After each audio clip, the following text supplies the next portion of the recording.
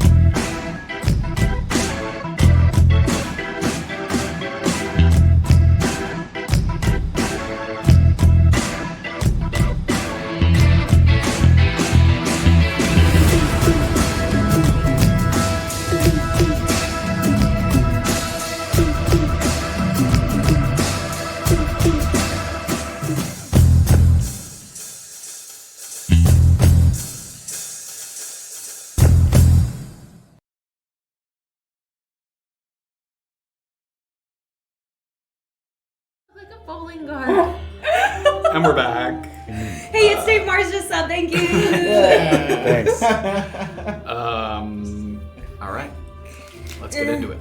Okay. In chapter 35, Yeah. Eat Your Heart Out.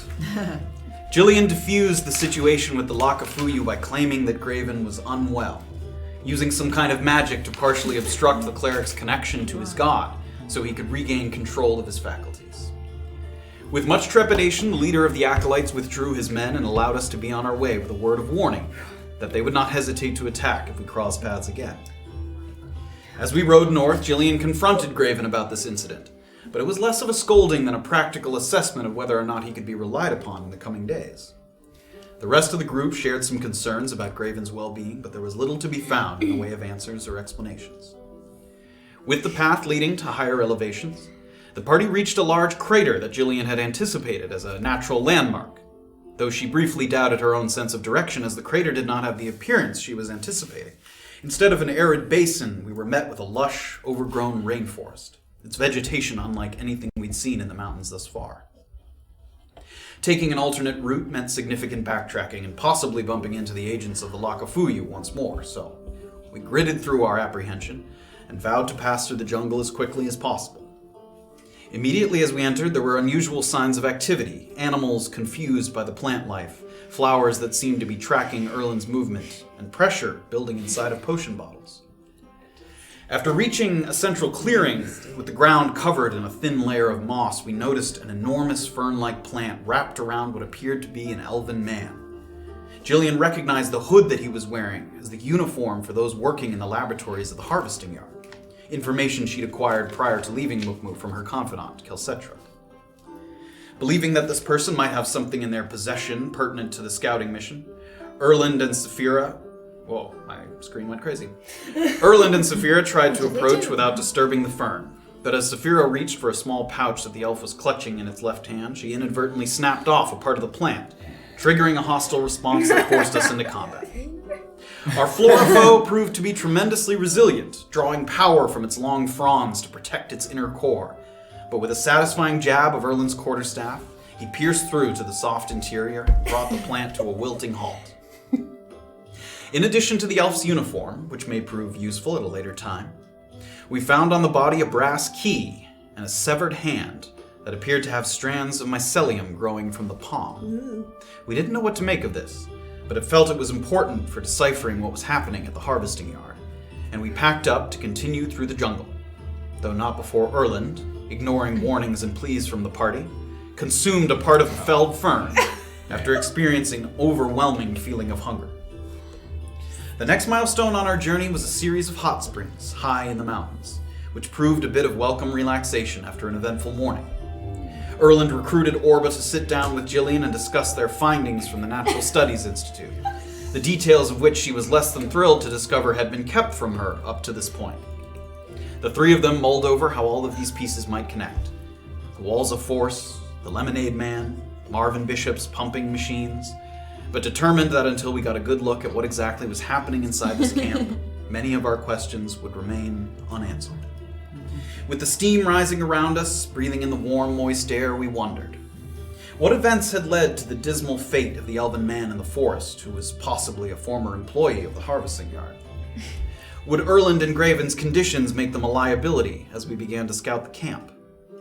And was Orba's attention to detail about to be put to the test as she attempts to recreate her torn map from memory? You know what I'm gonna do. We find out now on chapter 36 of A Peek Beneath the Veil. For a few quiet moments, the perils of the Shaki Mountains fade into the recesses of your minds. The rising steam creates a blanket of warmth that seems to lift you up and hold you down at the same time. A vaporous cradle that soothes muscles, relieves tension, and loosens clods of dirt stuck in hair and between toes. The series of cascading ponds provides a stunning view to the east, a vast expanse of sheer rock faces of a reddish color that protrude sharply into the sky, one after the other, like petrified ocean waves. It's Safira that notices the first bit of movement not belonging to the party, or to one of the horses munching on dry grass while lightly swishing its tail. What first appeared to be water trickling off to the side away from the pools now starts to move in a winding manner, revealing itself to be a large snake, with shining black scales and little in the way of markings other than a few golden brown streaks above its eyes.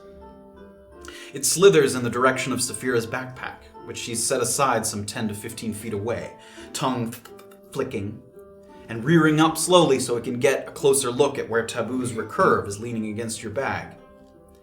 You see the blue mist radiating from the bowstring and begin to form an ethereal wolf's head, a wolf that you recognize, Taboo, from the forest. Nose first, then ears and its lower jaw, and it clenches into a growl, staring the snake directly in the eye. It's the serpent that flinches first, retreating to a prone position and then slithering away, causing the wolf's head to dissipate back into the weapon it came from.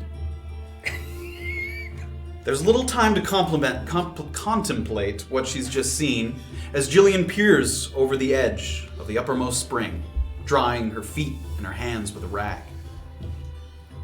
I think it's about time for us to get moving. Everyone dry off, take a moment, pack up, and then we'll head out. I want to reach our final encampment before it's completely dark. And Jillian sort of goes about packing up some of her things. She had a number of her notes out. She starts to put in order, get into her saddlebags. You have a moment here as you're sort of drying off, cleaning up. Anything anyone wants to accomplish? Erland's gonna take out. No one's like around, right? Like I could seems to be. You each went to a different pool except Safira and Beezaura Yeah, are both sharing the pool. So yeah, you're a little distant. So yeah, I'm gonna take out the serpent venom I got from Grimari's office, and I'm gonna poison 3 darts. Cool. So I'm gonna sort of Take them. pretty meticulously get in there and Put them in a separate half, so you're not digging through your darts. Right Oh God. You do so. Anything else as people are sort of rising, relaxing? No.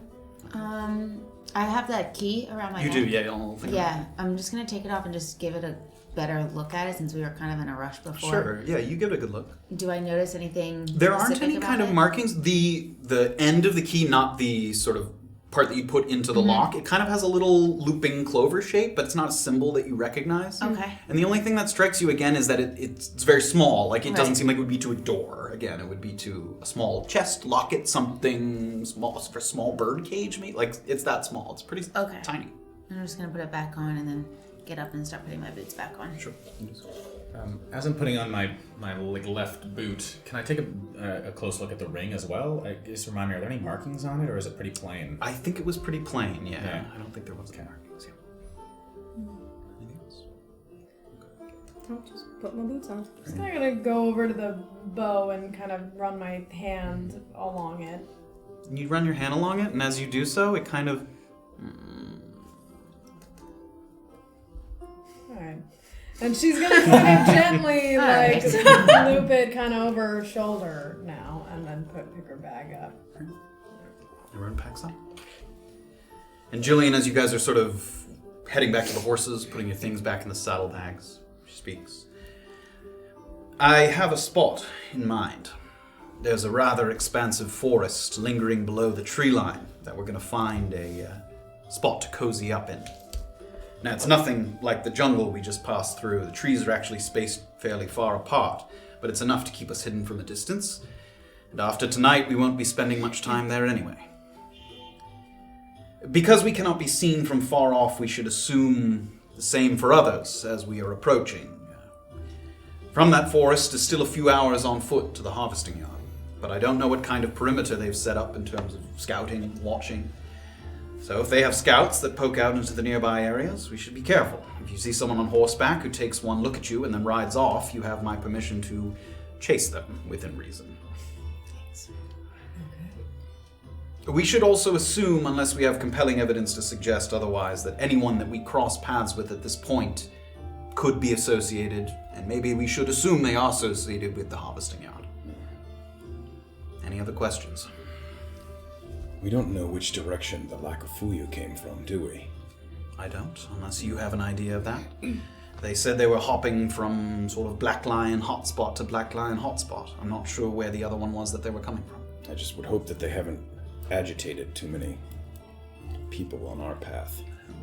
On the other hand, if they're attacking obelisks, we'll be nowhere near those, so if it's drawing the attention, I have no complaints. That's true.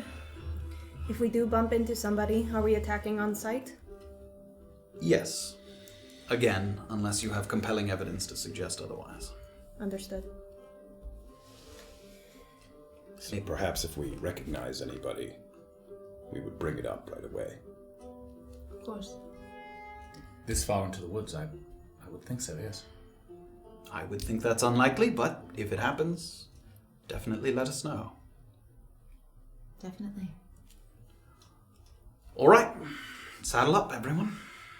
She starts to get up. You guys do the same, one at a time. Who's sharing? Jillian seems like she's going to grab a horse and lead. Who's sharing here? I'll actually ride the horse this time, so I'll hop on a horse. Okay. Or drive the horse. I would like to drive a horse as well. Take the reins along, but anyone wants to hop Take the on. reins. That's what I was looking for. I'll hop on back of Beezy's. Ooh. How many? There's that's one all horse of them, left, and right? someone has to There's- share okay. something. Orba needs to pick a horse. You're welcome to join I'm me. riding with Graven. Come on. Smart. And the group saddles up, saunters off, leaving behind the comfort of the springs to embrace the chaos of the Shaki Mountains once more. Jillian pushes the horses to a slightly accelerated gait, and the party responds in kind. The horses spreading out across a wide field that rises and falls with little more than twigs and grasses underfoot. Light crunching and stomping to go with the miles and miles of undisturbed wilderness stretching out before you. Hours pass, and the late afternoon combined with an increased presence of clouds overhead kind of gives the mountains a kind of comfortable, even light that makes everything kind of come into focus all at once. The sharp edges of the peaks and soft tree clumps and clusters casting minuscule shadows, breathing in the breeze like sleeping lambs curled up in the grass. Jillian seldom stops to orient herself, makes headway toward a rising slope that, after a few hundred feet or so, is wrapped in a layer of tall, pointed trees that tapers off as the ground reaches higher elevation, giving the appearance of wearing a sort of timbered scarf around this peak. She checks the sky, and with twilight setting in to give the atmosphere a pinkish glow, she sets off at a controlled gallop, and you can hear the two beats of the horses turning to four as she moves ahead and picks up speed. You reach the forest, and even before you start moving between the trees, it's obvious why they're spaced apart, as Jillian had described. Despite mostly branchless trunks for the first 20 feet or so, a good portion of their roots lie partially above ground, these sort of thick, hardened over spirals that butt up against each other, and other root systems. They create this sort of base layer of nooks and crannies that seem to be daring you to try and not roll an ankle as you move through. Jillian gets up to the edge and she dismounts. She starts to, without a word, guide her horse underneath this conifer canopy, sort of pine-looking trees. Though it offers some resistance, the horse does, as it looks for kind of solid, flat surfaces. It sort of... And then finally, with a couple tugs, kind of finds its way in. And you do the same. Dismount. Start to move up. And in addition to sort of bounding over these roots, the party contends with the significant incline, sort of a steady 30 degrees that puts added strain on your backs and your calves. You trudge forth, sweating even with the chilly air around you, until dusk has almost enveloped the woods to a point where you've followed each other, kind of based more on sound than sight. It's getting quite dark. Jillian, attempting to select between the best of what's available to her at this point, she scopes out an area where a fallen log has kind of jammed itself against two tree trunks. This rocky outcropping creating kind of L shape into the hillside that is a little flatter than the rest of it. It's far from luxury, but it's a place to sit where you can drop your backpack without worrying about them tumbling down the hillside into the darkness. And there's kind of a general group sigh as you realize that the bedrolls are going to be laid out on this sort of uncomfortable mixture of rock and scratchy grass. And Jillian sort of plunks down, pulls a bag down from the horse, and plops it in her lap. And she motions for the rest of the party to kind of take a seat on this log that's sort of fallen and at the end of this little flat patch. Yeah, Orba quickly does so. Yeah. After everyone finds a spot, she speaks low and focused. Safira, do you still have one of those veils you took from the Black Lion Mule? Yes. Do me a favor and wrap a stone or a stick with it, and Graven, if you could light that item up, hopefully that should dampen its visibility. Okay, I'm gonna pull the veil out of my bag, and is there anything around? Yeah, there's I'm gonna stones and grab a stuff. stone and wrap it. Sure. And again, the veil sort of wrapping it multiple times. It gives off enough light that the shadows kind of come up on your face, sort of like giving it kind of a campfire feel. But it's not so bright that, you think from a long distance someone might be able to peek and see.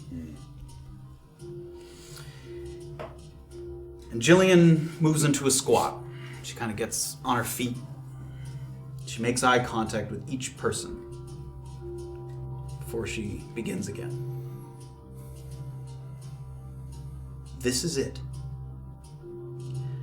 About 3 hours on foot from here. Some combination of the Gentle Void, Black Lion barbarians, and the Lemonade Man's lackeys are operating what would seem to be a harvesting yard unlike any other. Mutated creatures, an excess of magical energy, and perhaps something related to these gases that you've heard about on more than one occasion. I'm ready to get some of my questions answered. How about you? Absolutely. Jillian takes out a piece of paper from her bag. Looks like it has a drawing on it. Details hard to make out in this sort of half light, half dark. But it looks to be kind of a map of a large body of water. There's a few other kind of markings on it. She places it in the middle. She doesn't seem to be showing it around, but she's referencing it herself, kind of in her lap. The camp itself rests in a recessed portion of the mountains, which one would think is ideal for peering into. But they run sentries along the perimeter, between 3 lookout towers, to discourage prying eyes. However, the origin of the river that's being held up by the Wall of Force is a waterfall cascading down from a lake above. This is Lake Golkan. And off the east bank, they've built a floodgate to limit the flow of water from down below. Presumably this was done while the camp was under construction and they were putting the Wall of Force in place. Stopped the waterfall, put the Wall of Force in place, and opened it back up. There are 2 structures on either side of this floodgate, with a catwalk running between them. So this catwalk runs across where the waterfall is. medium-sized buildings, each of them serving as a sort of office. One of them is kind of an operations depot for the waterway. And the second one is used for storage, as far as my intelligence tells me. But more importantly, this second one, there's a sort of ladder or stairwell leading down to a series of walkways behind the waterfall. They look something like this. She pulls out what look to be a couple sketches that someone's done. One of the scouts that sort of she referenced was here as it was being constructed. I'll bring up the sort of... So there are these little pathways that run behind the waterfall. These walkways zigzag all the way down to ground level. And activity at the floodgate should be light. Seems they don't use it very often now that the wall of force is securely in place. This is our way in. But that is a nighttime activity. Before that, we're going to be focusing on a little surface scouting, getting a feel for the size and scope of the camp. I would like to know how things run on a typical day. The first building that I mentioned, the operations depot, has 3 floors. The uppermost floor is a living quarters for the floodgate supervisor. Should have a pretty good view of the camp without being exposed to the sentries running along the perimeter. Erland and Orba, we're going to get you to that top floor. You'll spend most of the day up there, alternating between making observations and playing lookout. To get you in, Graven and I will be running interference.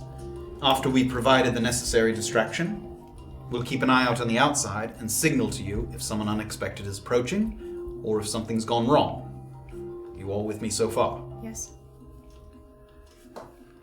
Safira and Beezaura have a different kind of task. While one of Kassetra's men was scouting the camp during its construction, he had a little hiding spot in a cave on the far side of the lake.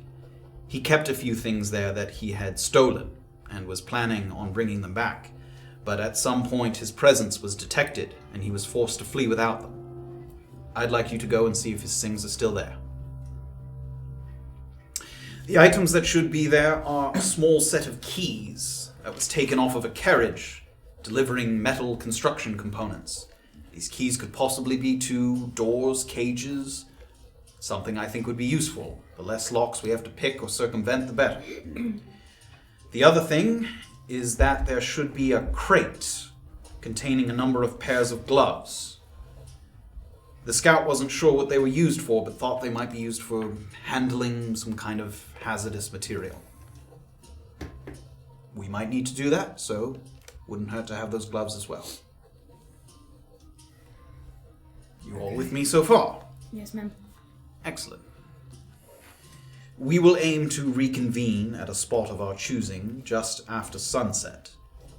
I won't know exactly where until we get up there, but it will likely be close to one of the 2 buildings. I don't know how accessible the building on the other side will be, the one that has the ladder going down, so we'll have to play that by ear, as it were. Does anyone have any questions? The 2 buildings, are they on opposite sides of the lake or are they on the same side? They're on opposite sides of the waterfall, so sort of. The lake is quite large, but the part where it comes together and goes off the cliff is maybe a couple hundred feet. Catwalk runs between the 2 of them. Walking all the way around the lake to the other side would take quite a bit of time, so if we can identify a way to get across the catwalk without being seen, or swim, that would be preferable. Once Orba and I get inside, aside from observing out the window and I assume looking around the living quarters and any other subsequent floors required to get there, how long should we be in there? How long should we be looking for? Really as long as possible, unless it seems like one of the men there is going to be spending an extended period of time up in the living quarters, which I don't anticipate. You will be staying there basically until nightfall. Just taking notes of comings and goings? I would like to know if carriages arrive, when in the day they typically arrive. I'd like to know when guards change shifts. I'd like to know if the sketch that we have of the camp is relatively accurate, which we have reason to believe it is, but if there's anything that isn't on the map that you can see from up there, that's what I want to know. If someone does come in, should we prioritize hiding or taking down the person? You should definitely prioritize hiding. Assuming that it's the supervisor, which is possible, if someone comes to check in and he's not there, that could be a problem. So I wouldn't attack him unless absolutely necessary. All right. On your way in, I would identify a few potential hiding spots. Beds, wardrobes, crates, anything you can find. Do you know if the landscape near this house are there trees? Is there a lot of foliage that if we had to jump out the window, we could hide in the landscape? It's possible. We'll get a better look once we're up there. My intelligence suggests that there's less trees, but that the terrain is fairly uneven, so there's a good amount of rocks and sort of hills to hide behind.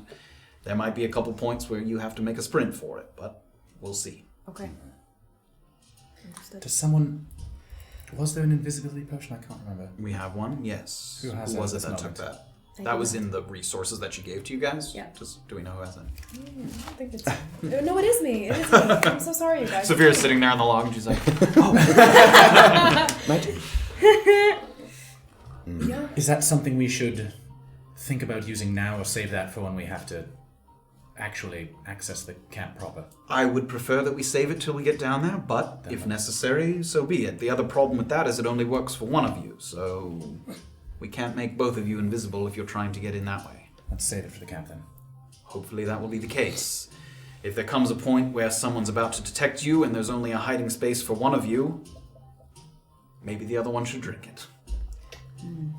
If you don't mind, Orba. I'm gonna take it and hand it to Orba. Okay, thank you, Safira. Julian, Yes. as far as this cave goes, yes. should we expect any visitors there? Or is it pretty vacant? Not that I'm aware of. Like I said, it was used as a sort of hiding spot for the scout, and the lake is very, very large. It will probably take you a couple of hours to walk from where we reach the lake to the cave. So that should be well away from anyone related to the camp. Of course, as always, keep your eyes open. But if it was able to hide away some of the goods while he was there, I would imagine it would be fairly uninhabited unless something's happened in that time. Sorry, what did you say happened to him again? The scout? He was just merely, his presence was detected as he was scouting the camp, so he had to run. He didn't have time to go back and get the supplies. Got it. You say it shouldn't be heavily manned. Do you have any idea about numbers? The lake shouldn't be heavily manned. Right. The camp That's itself what I could mean. be an entirely different story. The scout was there during its construction, at which time he said there was quite a few, at least, laborers. At this point, there might only be, in addition to the supervisor, perhaps 2 or 3 others. The actual buildings and the floodgate itself are not so large that so many people would need to look after it. So the camp itself is only truly visible from these living quarters, or is it just the safest? Up at the lake, that's the only real spot, because you can't really look down from the waterfall. There are other places to look over and see the camp, but those are the places with the sentry towers, like I mentioned, that they have on horseback scouts riding between them. Once the sentry towers can only see inside the camp, they can't see up. The sentry towers are below the level of the lake and the waterfall. So All right. Is there a chance the waterfall is now dry, given the wolf's force spell? You mean they've cut it off completely? Yes. Possible? Unlikely? I think it naturally has a waterfall, so if they were to dam it up and not let the water fall, the lake would continue to fill as it rained. So I would imagine that they let the waterfall run. Like I said, the water is also used to cover up the wall of force so you can't see what's underneath. Right, of So course. I would think unless they were doing something construction-wise, they have incentive to keep the water moving. And how will you and Graven be sneaking us in? Well, we'll figure out a distraction when we get up there. Graven has a lot of experience hunting. How did you draw out prey when you needed to? It depends on the resources in the area, I suppose, but... I'm sure we both have ways of making a ruckus. I have a couple of thoughts. We'll see. I believe they have a few boats moored nearby. Damaging the boat in some way could catch their attention. The trick is we don't want to do something too drastic or too obviously caused by another person. Mm-hmm. If we make it look like an accident, they're not likely to run and get help. Yes. Something time-consuming, but not too obvious. Yes. And after we obtain these items, where would you like us to go with them? Once we get up there, we'll mark a spot for all of us to meet. Horses stay here, yes? Horses are staying here. And do we have a plan for if we should get separated? Return to this camp here, and hope that someone else can give you the next step. Otherwise, enjoy a bit of peace here on the hillside. Let's find that meeting spot first. Yes. Okay. Mm-hmm. Let's do it. All right. Well, rest up, and then we go. When do we depart? Early in the morning. First light. 3 hours walk. Yes. Understood. Is there a chance we run into any trouble on our way there? Again, I'm not anticipating it, but You never know. you never know. And then the plan is to stay up through the night to travel. Yes. Once we meet after dark, hopefully by then we will have identified a way to get to the other building. That will be part of me and Graven's... So it will be another couple days before we sleep again. It will be at least another day before we sleep again. You know, don't get hurt. Right. All right. Well, we should rest up then. All right. And Jillian starts, she puts some of her stuff kind of back in her bag. She goes to a corner, sort of lays out her bedroll. She sits for a little bit. She doesn't immediately lie down. She seems like she's sort of sitting, pondering, taking a moment to herself. You guys have a moment here in the camp. Mm-hmm. I guess I hand out rations to everybody. Sure. I assume we're taking watch as well? Yes. And Jillian kind of hears that and she pipes up, I'll take last watch so I can wake all of you in the morning. She goes back to what she's All doing. right. I can do the first. I'll take second then. Third. Fourth. Okay. And last, before Jillian. Okie doke. You guys have a moment here to discuss anything with each other before you stow, or we can continue. There's nothing that any of us There's really have to nothing say going to on. each other. Oh, God. Safira, Yeah. our task seems pretty straightforward. Yes, well, hopefully, as long as we don't run into anything along the way. That's optimistic. I guess. We know what we have to do, and we'll get in there and do it. Nothing has been straightforward since we've known each other. No, Sure. does that seem to be her fault?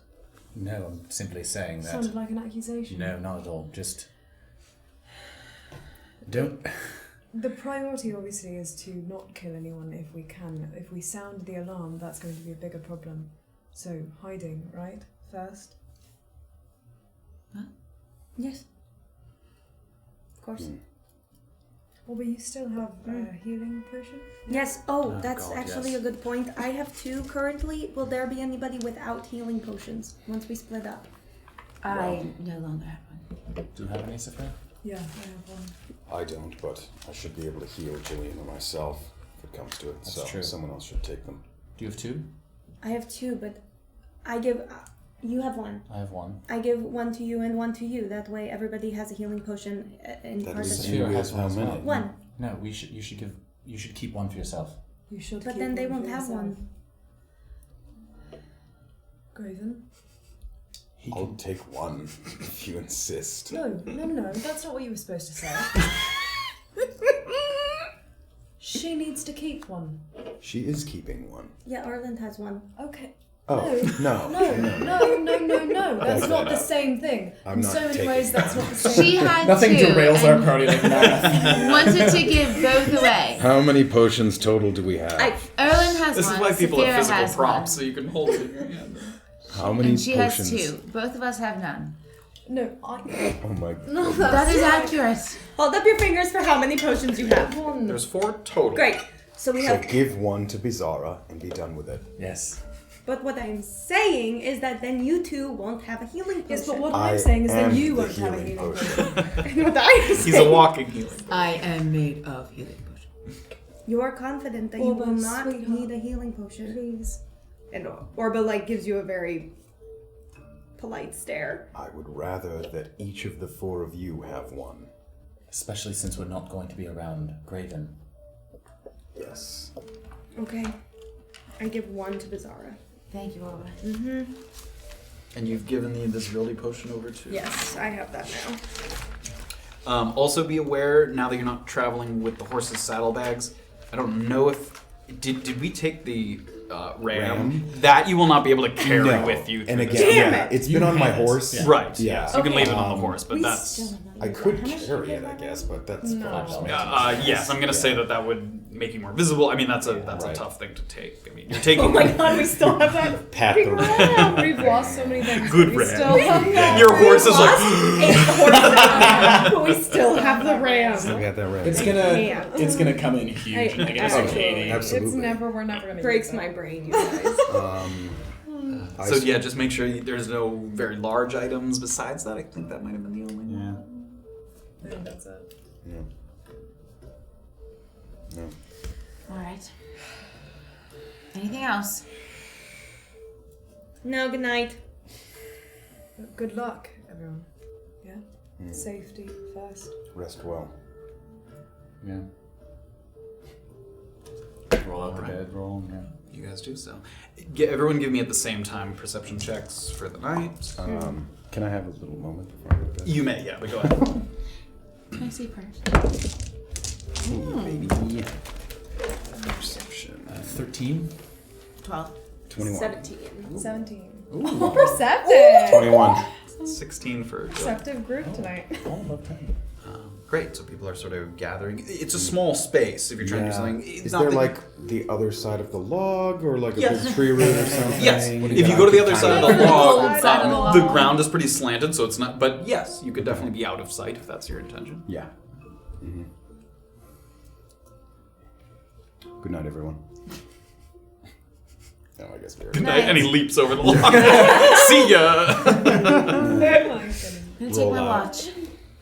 take my armor off and stuff and reach into my bag and kind of take out the tooth. Oh, the truth. And, like, grip it.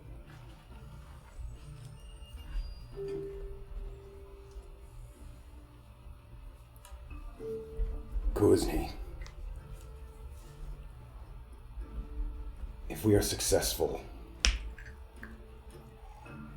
these next few days can bring us closer to the beast than ever before. This is in Giant, by the way. Okay. I realize that your patience wears thin, as does mine, but grant me the power and the autonomy to see this through. And you will have your vicious weapon again. And I'm gonna try to squeeze the tooth as hard as I can to... Make an athletics check.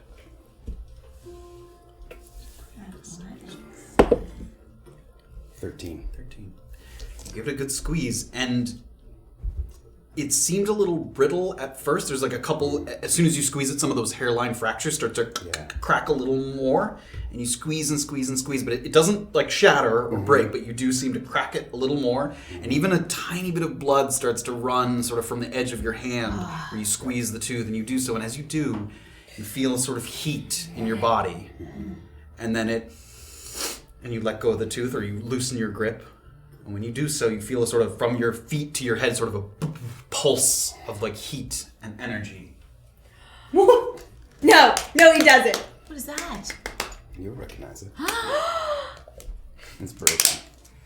I don't get anything when I pray to my No, I God. did not. But you hear nothing in response, but you feel that sort of surge through you. Wow.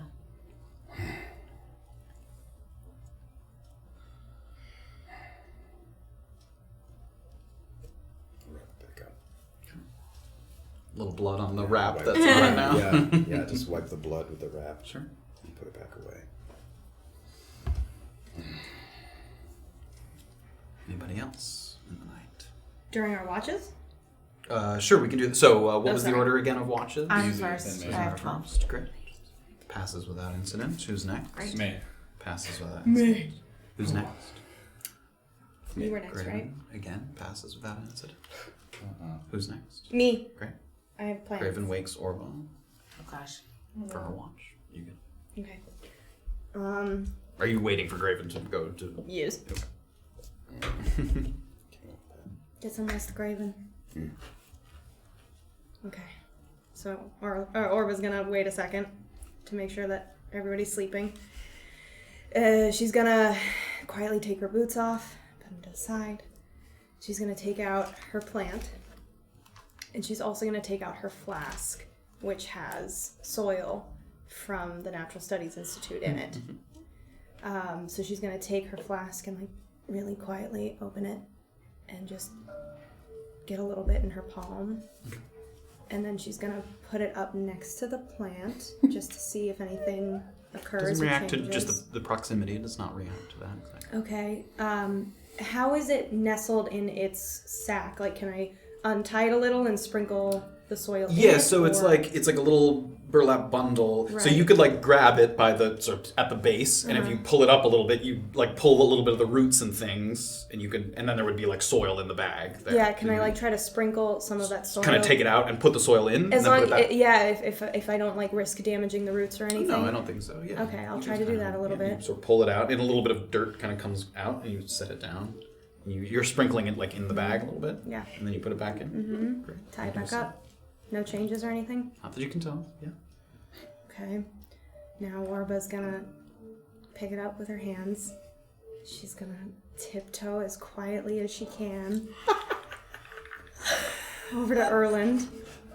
And she's gonna like squat down and maybe go up behind, I don't know like if he's sleeping on his side or anything, but be behind him, so like not if he opens his eyes. I'm Okay. not Is Is there any seeing. chance I wake up for this? Hold on. What are you doing first? I'm gonna Before I- approach him, and then I'm just going to place the plant right next to his head. Give me a stealth check with advantage because he is asleep at this point. 17. 17. Okay. You very quietly make your way over and you place it down. So how close are you putting it to him? 6 inches? 6 inches from the back of his head. Is Yeah. that where you're putting it? On his. Putting it on his face. Just plop it down. In his mouth. Yeah. Just rub him with it. Like tickle his ear. You put it down, and it kind of ever so slightly rustles, just a little bit. I'm just gonna take her index finger and just push it 1 inch closer. Sure. And it kind of, if Erland's over here, it kind of leans slightly in his direction. Okay, Orba quickly picks it up very quietly. Okay. Master. Okay. Orba takes a second, thinks about it, gets up, goes back to her little spot, puts her plant away, makes sure everything looks nice and tidy. She's gonna take out parchment and her quill and try to make a copy of what Jillian tore up. Okay. However, depending on how like the shapes are and stuff, I would like to try to disguise it into a larger picture. Like not just have it be like a straight up blueprint of something, but like try to make it look like just a bunch of doodles or something. Give me an intelligence check first as you're trying to sort of recall the details of the drawing. Just straight intelligence. Yep, straight 14. 14. You do a pretty good job sort of remembering the details. There were some sort of, there were a couple clumps of shapes, Yeah. and you're not exactly sure how all those broke up, but you get the general idea of it. There was like a little circle in the middle. You remember where that is, where some of the fields are. So you do a pretty good job. And then what are you sort of embellishing it with? Well, wait, really quick. There's a little blip off of the main thing. Do I remember that? Yeah. Okay. Let me bring it up just so I can. Yeah. You're like, Oh, I cannot begin to tell you how many times I looked at that stupid picture. Yeah, so what are you do remember that. What are Okay, you great. sort of embellishing it with? Is it, can I, like, I'm trying to, it's just like very simple geometric shapes, right? Yeah. It seemed to be, it wasn't like an artistic rendering, like it was very practical. It was like triangles, squares, just to denote like general shapes of things. Right, because what I was trying to think of doing was like drawing stick figures of people like wearing outfits or something like super dumb, poorly drawn. But like if the triangles were like girls with skirts on and like pants and stuff. Sure, it would look like Super crude. Yeah, it would look like, you're sort of an abstract artist, but you could do it in that way. Yeah, just something that like if somebody looked at it, they'd be like, this person is an idiot, and that's it. Given the level of detail that you remember, if Jillian took a close look at it, she might. Yeah, she would be able to figure it out. But it's pretty obscured, and someone who didn't immediately know, it looks like it's kind of a mess of people and drawing. So Okay. it's decently disguised. Great, and I'll even fold it up and put it in my spell book, like in the back pages or something. You can do so. Okay, I'm done. What a lot. And Orion wakes Safira, her watch. Hello. I'm gonna kind of push myself up, and do I notice anything? You don't notice anything? Is there anything you'd like to do during this time? No, I don't. I think I'm just gonna take out the bow, and now that I know it likes it, I'm gonna kind of drop my, Sure. Yeah. You do so. It doesn't make as much sound this time. It's sort of quiet, but you do so for a moment. And your watch goes by without incident. And you go to wake Jillian. And she sort of wakes. And as you sort of touch her, even before you kind of have to shake, she kind of like wakes, like she's sort of ready for her watch. And she relieves you. You go back to sleep. And a little bit of time passes. And Jillian wakes the party in the early hours of the morning. She's full of energy, despite the sort of strain of rigorous travel. And she's already outfitted herself with some of her sort of leather pieces of armor. She immediately moves to look between kind of her backpack, horse's saddlebags, make sure she's carrying everything she needs, make sure she has everything. She gives the group a kind of moment to rise, collect themselves. And everyone's pretty cold. You weren't able to light a fire last night, and at this sort of elevation, it's getting pretty cold. So, she looks like she's got an extra layer on that she's sort of thrown over her sort of basic adornments. Was my plant cold? It doesn't react in a way that you notice, but... Okay, I'm gonna try to like wrap it in the skirt or something to make sure it's... Yeah, you have some spare like sort of cloth. and stuff. Long rest, right? That was a long rest, yes. Everybody fully heal. You get back all of your abilities. Oh god, my spell Except for book. sepsis, that's 2, you know that. Right. Okay. That's what I did. And then you guys choosing new spells. Yep. If you need to take the opportunity to do that. Yeah, this is hard. Alright. That's really hard. Sorry. So give that a little bit of thought. Yep, that one. Gave it a little already. Yep, that Give a one. little more. If I Yeah, give it that more, one. I will rethink my thoughts. Such an idiot. I mean, I don't like giving up these things. I know. I have to go full, like, practical, no attackies. Yeah. No attack. So Jillian kind of, again, Orba kind of disperses some rations, and Yes. Jillian kind of ravenously devours some of hers. Yeah. How How dangerous we talking? how powerful is command? It's pretty powerful, but again, you have to be specific, and I think you can't direct someone to harm something to themselves. harm Yes, themselves, yeah. yeah. So there's some But limitations. super hypothetical.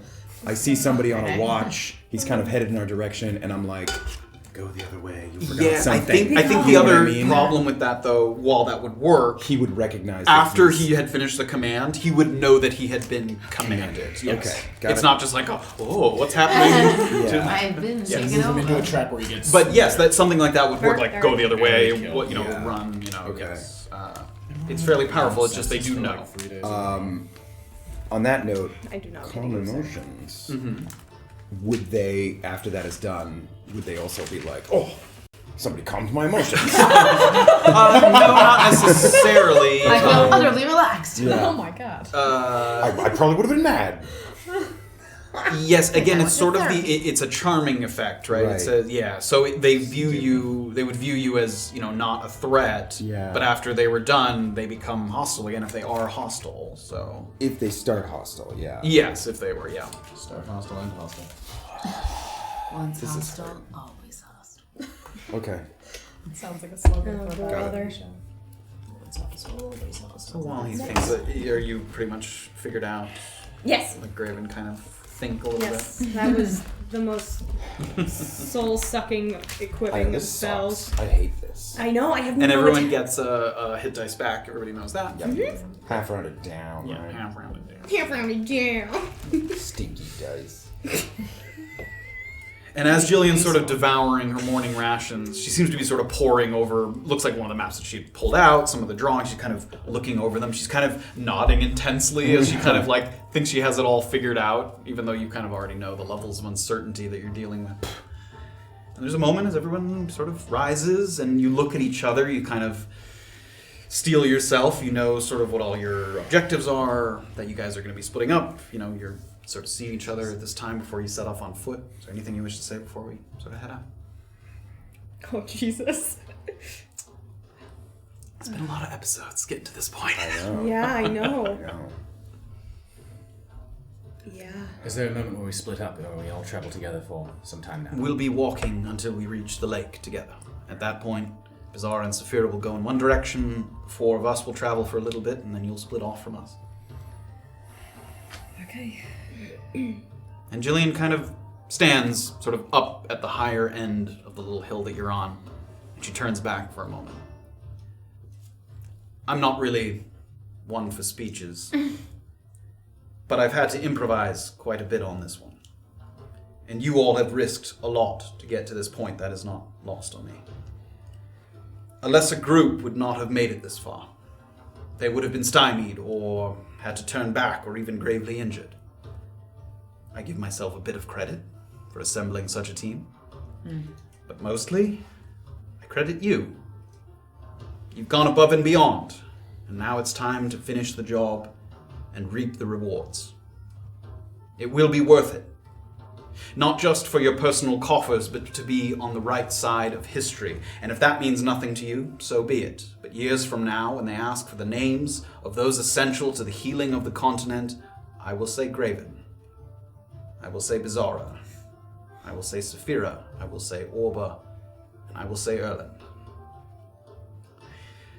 At the very least, for the practical among you, that should get you a free ale at a few taverns in Antisuyu. So let's earn that ale today. Yes, ma'am. Let's do it. And she turns on a heel. Starts the uphill trek. Now on foot, everyone's sort of carrying the essentials. Switch the music. Essential music. As the trees thin out, the swirling air bites at your cheeks and suddenly you feel very exposed. You've been out in the open, but for the first time the mountains themselves seem menacing. Crooked crags, jutting rocks, and bluffs that seem to fold into one another to provide limitless hiding spots to keep tabs on as you continue your ascent. But for now, the only activity and movement belong to your companions, and a few gazelle that kind of graze on some of the grassy knolls, survey their surroundings. Jillian leads you forward, and you immediately notice that her route is a little less direct than you've seen in the previous days. She seems to be moving between larger rock to larger rock. Formations that, if necessary, you could all kind of duck behind if something were to appear and you'd have to hide. The route gets steep, and you're forced to do a kind of half-walking, half-climbing as you steady yourselves on rocks, keep yourself from tumbling backward. You hear something, after a couple hours, coming from above you. A few pebbles that come trickling down. And they make you turn your head because you have to kind of avoid the dust and the rocks as they're sort of spilling down. And as you look back up, peering over at the crest of the hill, you see the face of a large bison. Short horns, long snout, matted brown fur that looks to be, at the moment, dripping with water. It shakes its head, spraying little flecks of water down. You sort of wipe your face a little bit. And then it kind of snorts, and it moves away. And Jillian leans back. I would think that means we're getting pretty close to the lake. Yes. Jillian listens for a moment. The sound of rushing water doesn't seem right up ahead. Looks like we're coming up with some distance between us and the floodgates. Still, draw no attention best you can. Of course. And she slowly starts to ascend this last part of the hill. And you creep very slowly over, near to where that bison stood above you. And you peek your head up, and you gaze upon the sparkling expanse of Lake Gulkan. And for something that seemed to appear in an instant, sort of at the edge of this hill, its size is remarkable. Shoreline sort of dotted with short, stubborn trees, but mostly contained by these sort of sloped rocks, raised dirt. You can tell right away that any kind of circumnavigation would be difficult. Camouflage and opportunistic darting from place to place are going to be your best tools, with limited hiding spots. Still, at this distance, you seem relatively safe. You don't see any people sort of in the immediate vicinity. A good ways off to your right, you could see a very, very small pair of man-made structures sticking up near where the water level kind of tapers off at the horizon. You can hear the water sort of lapping up against the solid earth as the wind kind of pushes it. You can see the ripples as the air kind of swirls around, kind of moving over the water, pushing it in different directions. You see it change multiple times. And Jillian climbs up and over. She gets closer to the water line. She sort of takes a look around. She signals everybody else forward. And sort of crunching of rock as everybody gets closer. All right, Beezaura, Safira, this is where we leave you. You will be heading to the left, follow the shoreline, and keep your eye out for a large protrusion of the land that juts out into the lake, a sort of very small peninsula. There will be a sizable, sort of mossy boulder there.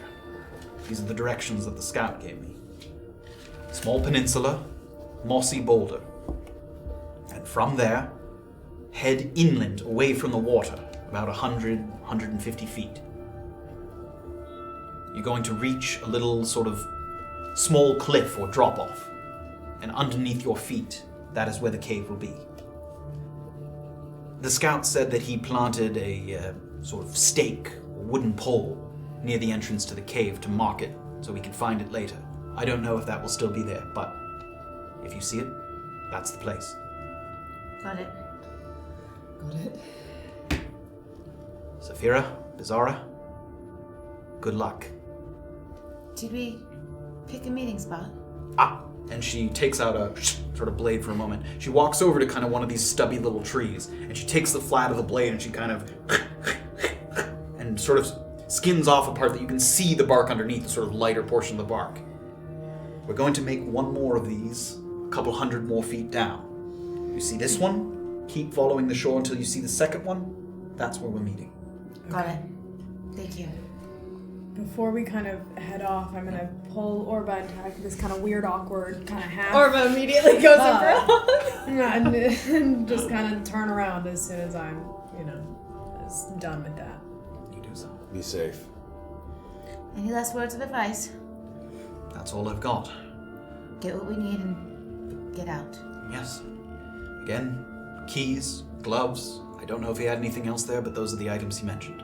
We'll take a look. See you when it gets dark. See you then. I'm gonna kind of, as we're walking away, I'm gonna turn around and try to make eye contact with Erland as we're You leaving. do so. And just try to, with my eyes, communicate if you hurt Orba, you will suffer. And That's quite a look. That's a very expressive. Communicates with her eyebrows. This is like the mouthing moment. Performance check. No. She gives you a kind of stern look that you... You know Safira well enough to get the gist. The inquisitive eye. Oh, thank you, I needed that. Regardless, Erland just kind of smiles at her and turns away. Erland goes, Brother. She's gonna run. Whatever the middle finger is, and Elven middle. yeah, Elland. He sticks his pointy ear in her. He smiles and Safira just turns around and gives him one of these. Erland smiles and looks away from her. You do so. You guys start to making you watch Safira and Beezaura kind of head off in that direction. It's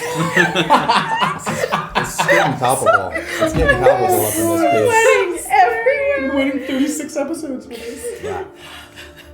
And you watch Safira and Beezaura move quickly in the opposite direction, having received their orders. And you turn your attention to the east, where the barely visible framework of the floodgate and its associated structures kind of lies innocently at a distance. But you can see in Jillian's eyes a kind of fervor, sort of adrenaline of the objective so clearly in her sights, driving her forward, so rock to tree to rock. You guys follow behind her. And for about 30 minutes, she barely stops to look back at you at any point. She trusts that you're following behind her. And suddenly she pulls up behind a short kind of ridge, maybe about 4 feet in height. It's tall enough to kind of hide behind if you duck down, which she does so. She kind of ducks down, puts her back against it so she can see you, and sort of motions you all, and you all kind of get up against this ridge. She goes down to one knee, or kind of gets up at one. She shifts to one knee. And she reaches into her bag and she pulls out her spyglass, which she sort of peers quickly up and over to the other side. Do you have your spyglass as well? Great.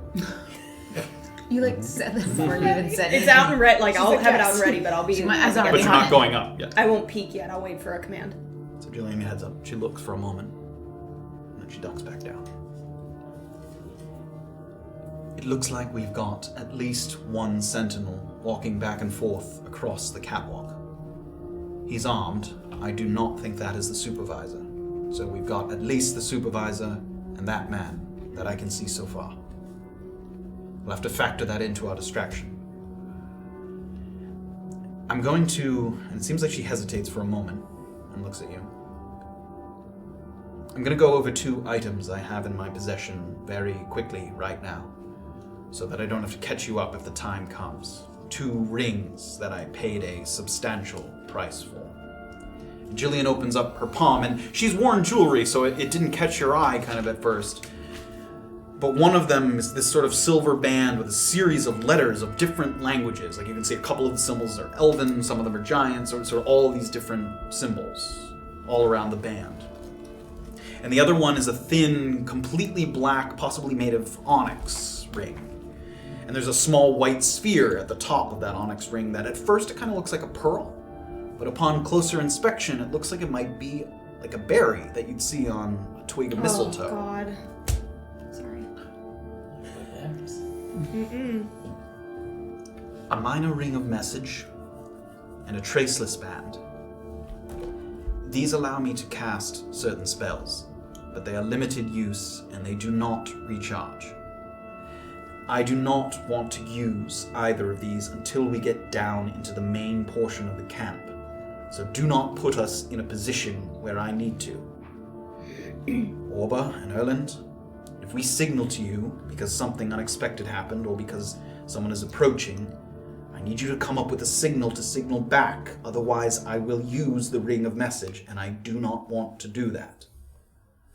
So while one of you is looking over the other side into the camp, one of you should be keeping an eye in our direction. If you see a light from Graven waving anything at all, make sure that you signal back. Is that understood? Yes. What should we do after signal? If you're signaling, what does it mean if we see a signal? There's no way I will be able to communicate that to you from such a distance. Well, so I can create different colors of light. Maybe white could be checkpoint or checking in. A red light could be danger. all right, yes, that's we good. get Orange, caution.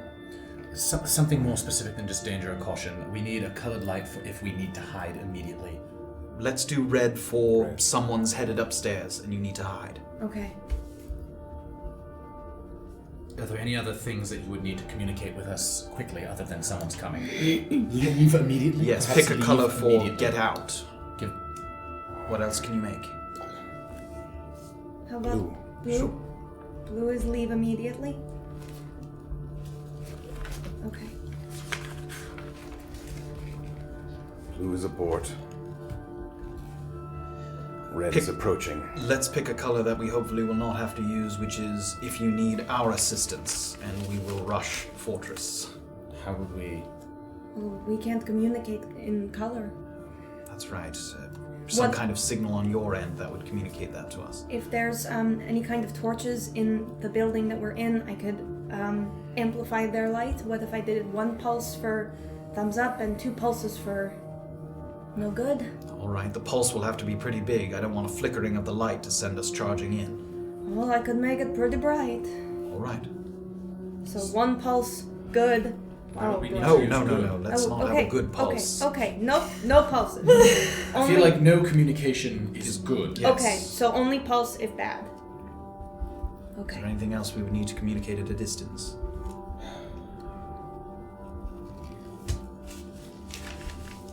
All right. That's good. That's helpful. We will need to find a spot where hopefully any light that you flash will be mostly only visible to them. I know that's difficult, but we'll see what we can do. I think once you've created the distraction or the diversion of some sort, I think the hope is at least that it's going to be rather... We're going to have to move swiftly and almost chaotically for a short period of time, hopefully, but then ideally things will settle. Yes, I just mean if we have to use the light later on, I don't want to alert anyone in the vicinity to a flashing red light, so that will be our problem, not yours. All right. The other ring allows me to cast Pass Without Trace, which will make sneaking around much easier. For obvious reasons, this will be a much greater benefit down there than it is up here. And it does not work from a great range, so I don't think it will be terribly useful here anyway. Anything else before we get too close? I will also mention that, and you can hear it from here, I'm sure, a little bit, the waterfall is going to be very, very loud. So any communication needs to be done visually.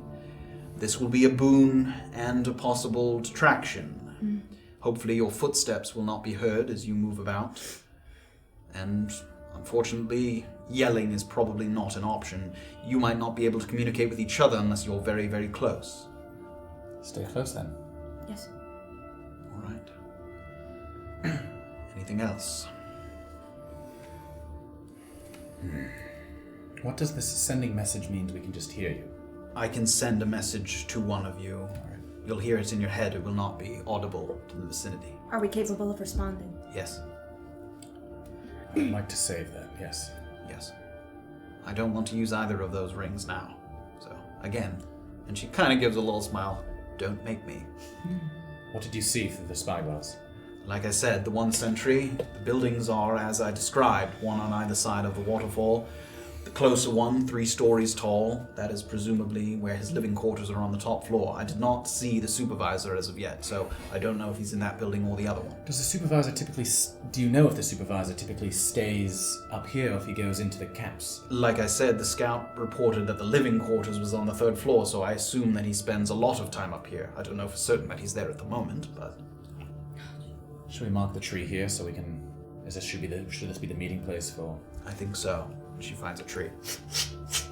Shaves off a little. In the other direction, so if they were coming from that direction, you'd see the mark. Shall we? All right. Deep breath. Let's do it. And she hops kind of over that little ridge that you guys were hiding behind. I'll see you both soon. I think we're traveling together. Yeah, for now. You haven't gotten to the Here point we where go. they're gonna... I'll see you soon, I literally. retract. On the other side of this thing we're hiding behind. I retract my soon and say it right now. Shut up. And you guys hop over. Follow Jillian. We're going to go over to Safira and Beezaura. Dynamic duo. They follow the bank in the opposite direction from the rest of the party. And the ground seems to alternate between kind of crunching and squishing as the water line kind of laps up to different levels along the coast. A sense of progress is masked by the repetitive nature of the terrain and the lack of a definitive milestone in the distance. The lake is large enough that it's hard to feel the curvature. It kind of feels like you're going straight for a very long time, even though you know that eventually it's bending around. And you settle into a steady pace. Safira actually kind of getting an old familiar feeling. Back in sort of her two-man supply runs, scouting teams moving through the mountains. Give me both survival checks as you guys are moving through here. And you have double your proficiency on the survival. Yeah. 12. 13. 13, great. So you're able to sort of quickly move along, and some of the terrain's uneven, but Safira does a good job kind of scoping out the unsafe spots. You sort of make sure not to slip or, fall in any kind of sort of muddy parts, pits, and you're making pretty good time as you move along. And there's a moment here to discuss anything before presumably there's a little more time before you get to the rock, if there's anything you want to do.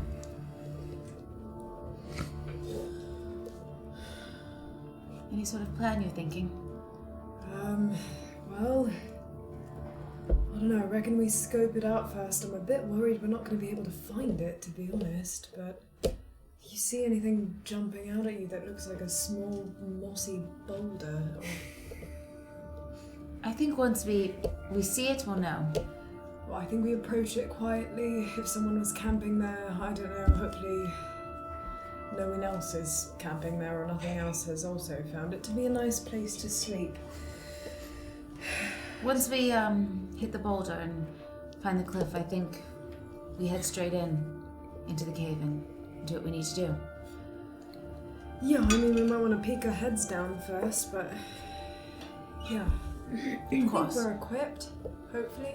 Hopefully it's just a bag sitting on, Right. It's always just very simple as Not that. a tree stump. But I think with both of our abilities, we'd be able to ward off any enemies if necessary. Yeah, well, I tell you, Beezaura, I'd go into combat with you any day. Not against you, maybe, but with you, sure. And you're not too bad with your bow. No, I'm not. Well, I say we just continue forward until we hit the area. I agree. Our task seems pretty straightforward. You know, the more you say that, the more I'm worried that it's going to not turn out to be that way. I'm very confident in us. And a good bit of time passes as you traverse the lakeside region. Finally, you catch sight of something in the distance. That might be your first point of reference. The coast curves suddenly in towards the water. It juts out a good bit. It looks like, if you had to guess, that there's kind of a hillside to your left where these bits of silt and stone kind of tumble down, and because of that, over time, it sort of trickled out into the water and made this sort of little strip of land. Little peninsula. Yeah. And about halfway out on this little mini peninsula, there's a large rock. Dark in color from a combination of sort of mud, algae, moss buildup on it. But there's something else you see. Mm-hmm. Of course. Beyond the rock, in the distance, a little bit. It looks like it might be a wagon being pulled by an ox. For fuck's sake, what are the odds? And it looks like there might be, it's difficult to tell from here, some people walking alongside it. Well, Safira, yeah, this is a complication. do we wait a moment to see if they... And again, they're not at the rock. They're a good couple hundred feet past the little peninsula, but yes, you can see that. But once we would... Sorry, can I ask a question? Yeah. But once we would be at that mossy boulder, there would be the cliff is how far? Like 150 feet? She said if you head away from the lake about 100, 150 feet, you should get to where the cave cliff is, yeah. And that's in the direction of those people? If you're heading to the boulder, yes, that's heading towards... So you're going around the lake this way, and the wagon looks like it's coming around the lake the other way. in your direction. Got it. But it's hard to tell from here. And it looks like it's moving slowly. I mean, the ox is like kind of plodding along. Okay. What do you think we should do? I think we should hide. If we can find a place to hide and then maybe, I don't know, let them pass? Wait for them to pass. Yeah, look, I think we do that over risking being spotted. Do you think there's a good place to... I mean, I can I kind of scan and Are see there any if there trees? would be anywhere that There's a we could- few sort of spot, like a little smattering of trees and rocks and things. There are some things to hide behind, yes. Should we hide for now and see how long it takes? Yeah, I reckon we hide for now and hope they're quick, and if not, we cross that bridge when we come to it. Doesn't seem like they're moving too fast, but worth a shot. No, but patience is a virtue. Something I'm still learning, I guess. So are you like making your way closer to the mossy rock before hiding, or are you hiding now, like kind of where you are? I already? want to... I would say let's get go closer. closer. Okay. Yeah. Sure. You do so. Give me some stealth checks, both of you. Well, yeah, you had that inspiration too. Oh, I thought that. Why? 14. No. 8. So you guys start to move, and as you're moving, you're sort of moving a little quicker as you try to get to the like somewhere the trees are where Yeah. you can find a hiding spot. And as you do so, kind of the ground underneath you sort of made up of pebbles and dirt. It's kind of like making a little bit of rattling. And at one point, your foot, as you sort of are trying to move quickly, sinks into the mud a little bit. And you go to pull your foot out, and it's stuck there. It sinks into the mud like a few inches. And your boot is kind of stuck there. Well, and they're still a good ways off, but you're sort of stuck here in the mud. Okay, at the forget moment. my boot. I'm Safira, let me try to yank you out. Just hold on to a twig or something. Hold on to a twig. There's no twig. You're kind of at the shoreline there. Grip into the ground, and I'll pull your... into the... I'm gonna try. It's worth it to have a shoe. Are you going over to help her? Yeah. Give me an athletics check with advantage.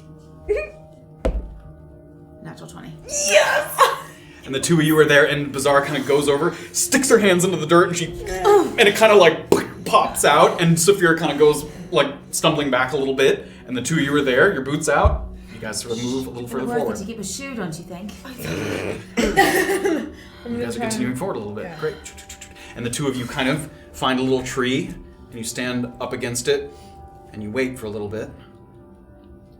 And give me perception checks, both of you, as you're sort of up against these trees, waiting, listening. Sorry. Oh. 12. 4. And you kind of wait with your backs against the trees. And listen. And you don't hear anything approaching. How long are you waiting for? A minute. You wait a minute and you do not hear anything approaching. Can I, since I'm very little, can I just literally just bend closer, as close to the ground and peek out? Sure, give me a perception check as you're peeking out in that direction. 8. You don't make out any details of what's going on other than to see that it looks like they might have stopped. By the boulder? No, further past the boulder. Maybe Far. They're farther. far-ish. I mean, yes, they did not come all the way to the boulder, And definitely I can't not. tell what they're doing. You cannot, from here, you cannot tell what they're doing.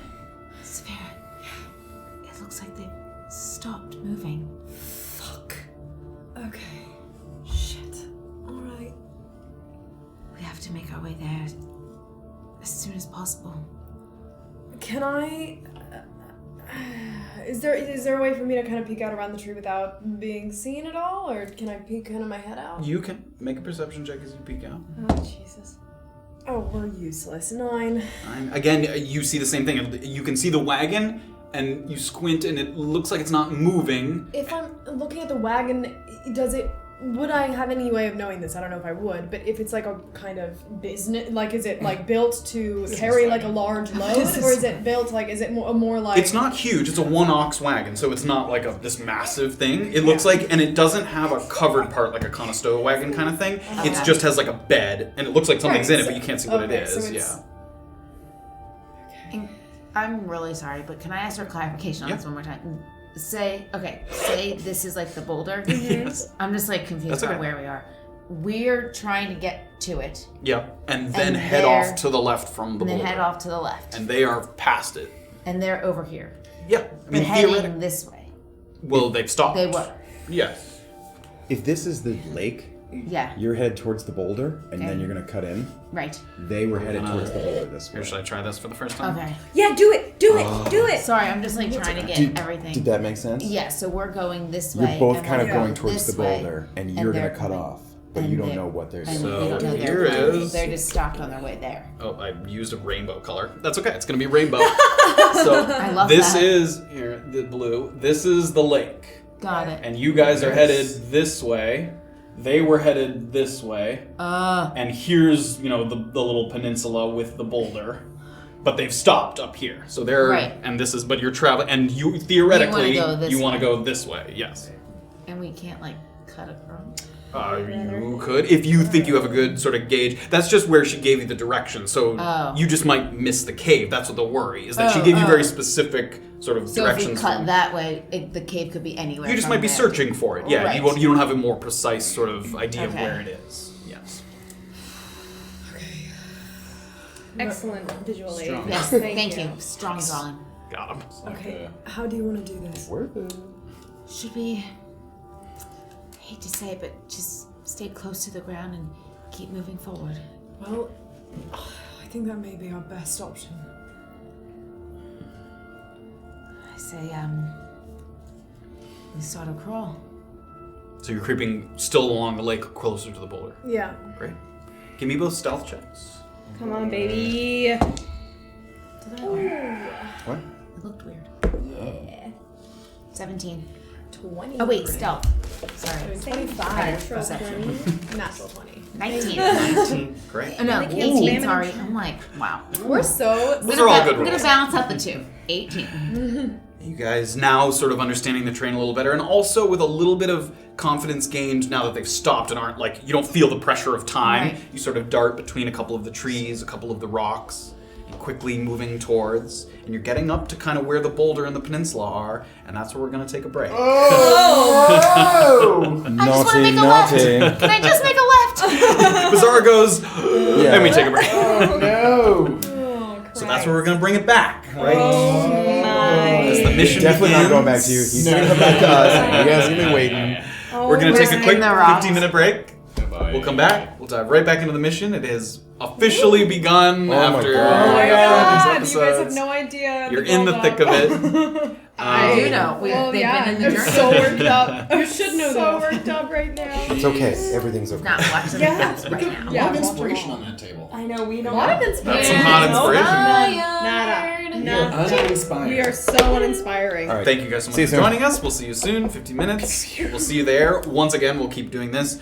After 1 minute into the little break, there's a little recap-y video that kind of goes over some of the main events that have happened so far. If you're new to the stream, take a watch, check it out, and we'll see you guys on the other side. Hey! See you there.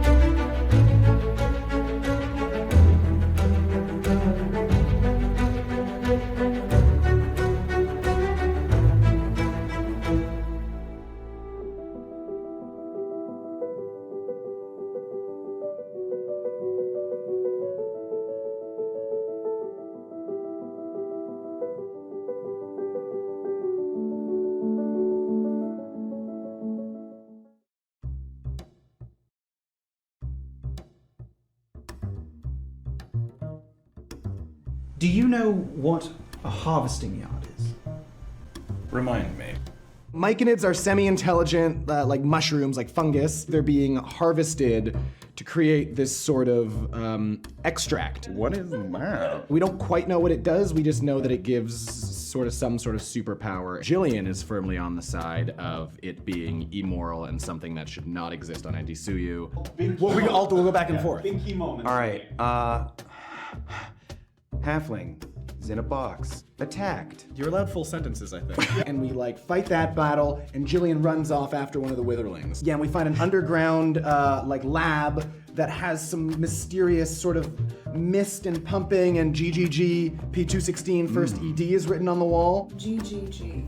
First edition, page 216. There was a teacher of mine named Master Grimari, and he wrote a rather famous book called Grimari's Giant Grimoire.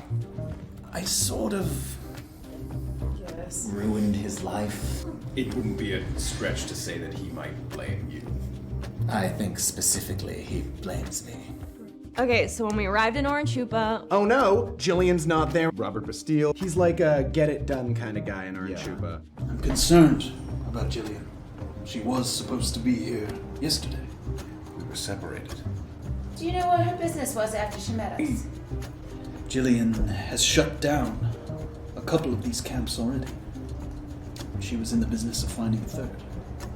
But there are those who've come to rely on these resources, so you can see how she might be constantly in danger. we talked to Polnick, who's kind of the authority of Orange Chupa. He just got very suspicious of the party as a whole. The longer we stay in a place, the more things tend to blow up, I guess. I don't know, it was just bad luck. When we attended the wine tasting, other things went wrong. Sort of a reconnaissance mission at the Mullifer wine tasting. Baron gave me the invitation because he's the one that requested the pieces from me. I am in need to find these chess pieces in order to get my name written off of some sort of records. These pieces are at the tasting? They belong to very important people. I have no idea who they are.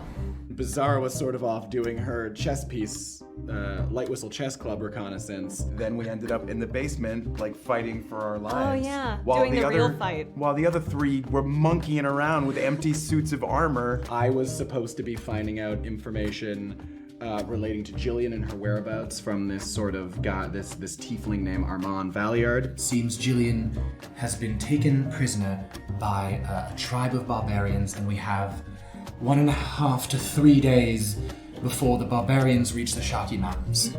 That's not good. No. We got a couple leads on where we could maybe help Jillian and figure out what our next step was. And then we hit the road, Jack. Real And quick. did not come back. No more. Also, if we didn't leave, we were going to jail, and that's a good motivator. Robert can no longer help us. Okay. Polnick seems to be after us. Yes. I think we ought to leave Orange Chupa. At this very moment, or? Today at 3 p.m., yes. When we were trying to track down Jillian, We hit the crossing. There was an explosion. Like, they're here. We but went in there really spicy hot, Boom, find Jillian. She's hiding behind a crate. rediscovering Jillian. to complete this Myconid Camp scouting mission. I plan to continue and go to this Myconid Camp. Would we also be a part of the destruction? You blow them up, and the Myconids inside them. They go with it. Do you think they prefer their situation as it stands? I'm just wondering if that's the best way to dispose of them. Have you ever thought of a way to cut the head off the snake rather than take down individual camps? That would be something I'd look into. It's difficult to track down the source. This isn't as effective and easy a problem to solve. Strategery. We got her in a carriage and we headed to Blom's house, who's a druid friend of hers that was nearby. Which didn't last long. Attacked again. More undead. What are we doing? They're coming towards the house. Jillian, there's a crossbow in the pantry behind the shelves. Get it. The others hold the door. Nobody goes through, understand? Either band together or die. That's when the group really comes together. R.I.P. Blom, maybe. Didn't enjoy that at all. That was terrible. I don't have anything else to say to you, sir, so could you please stop asking me? Recaps are hard. It's really hard.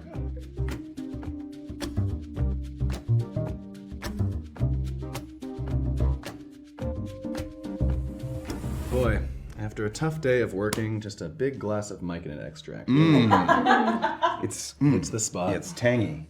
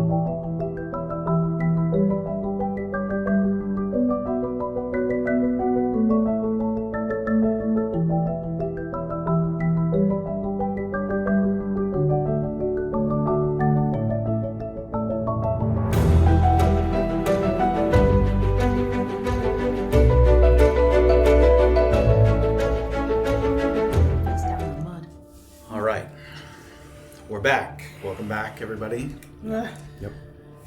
We've just seen Beezaura and Safira make their way along the edge of the lake, heading towards their sort of landmark boulder before they make their way to the cave or see what's beyond it at the wagon.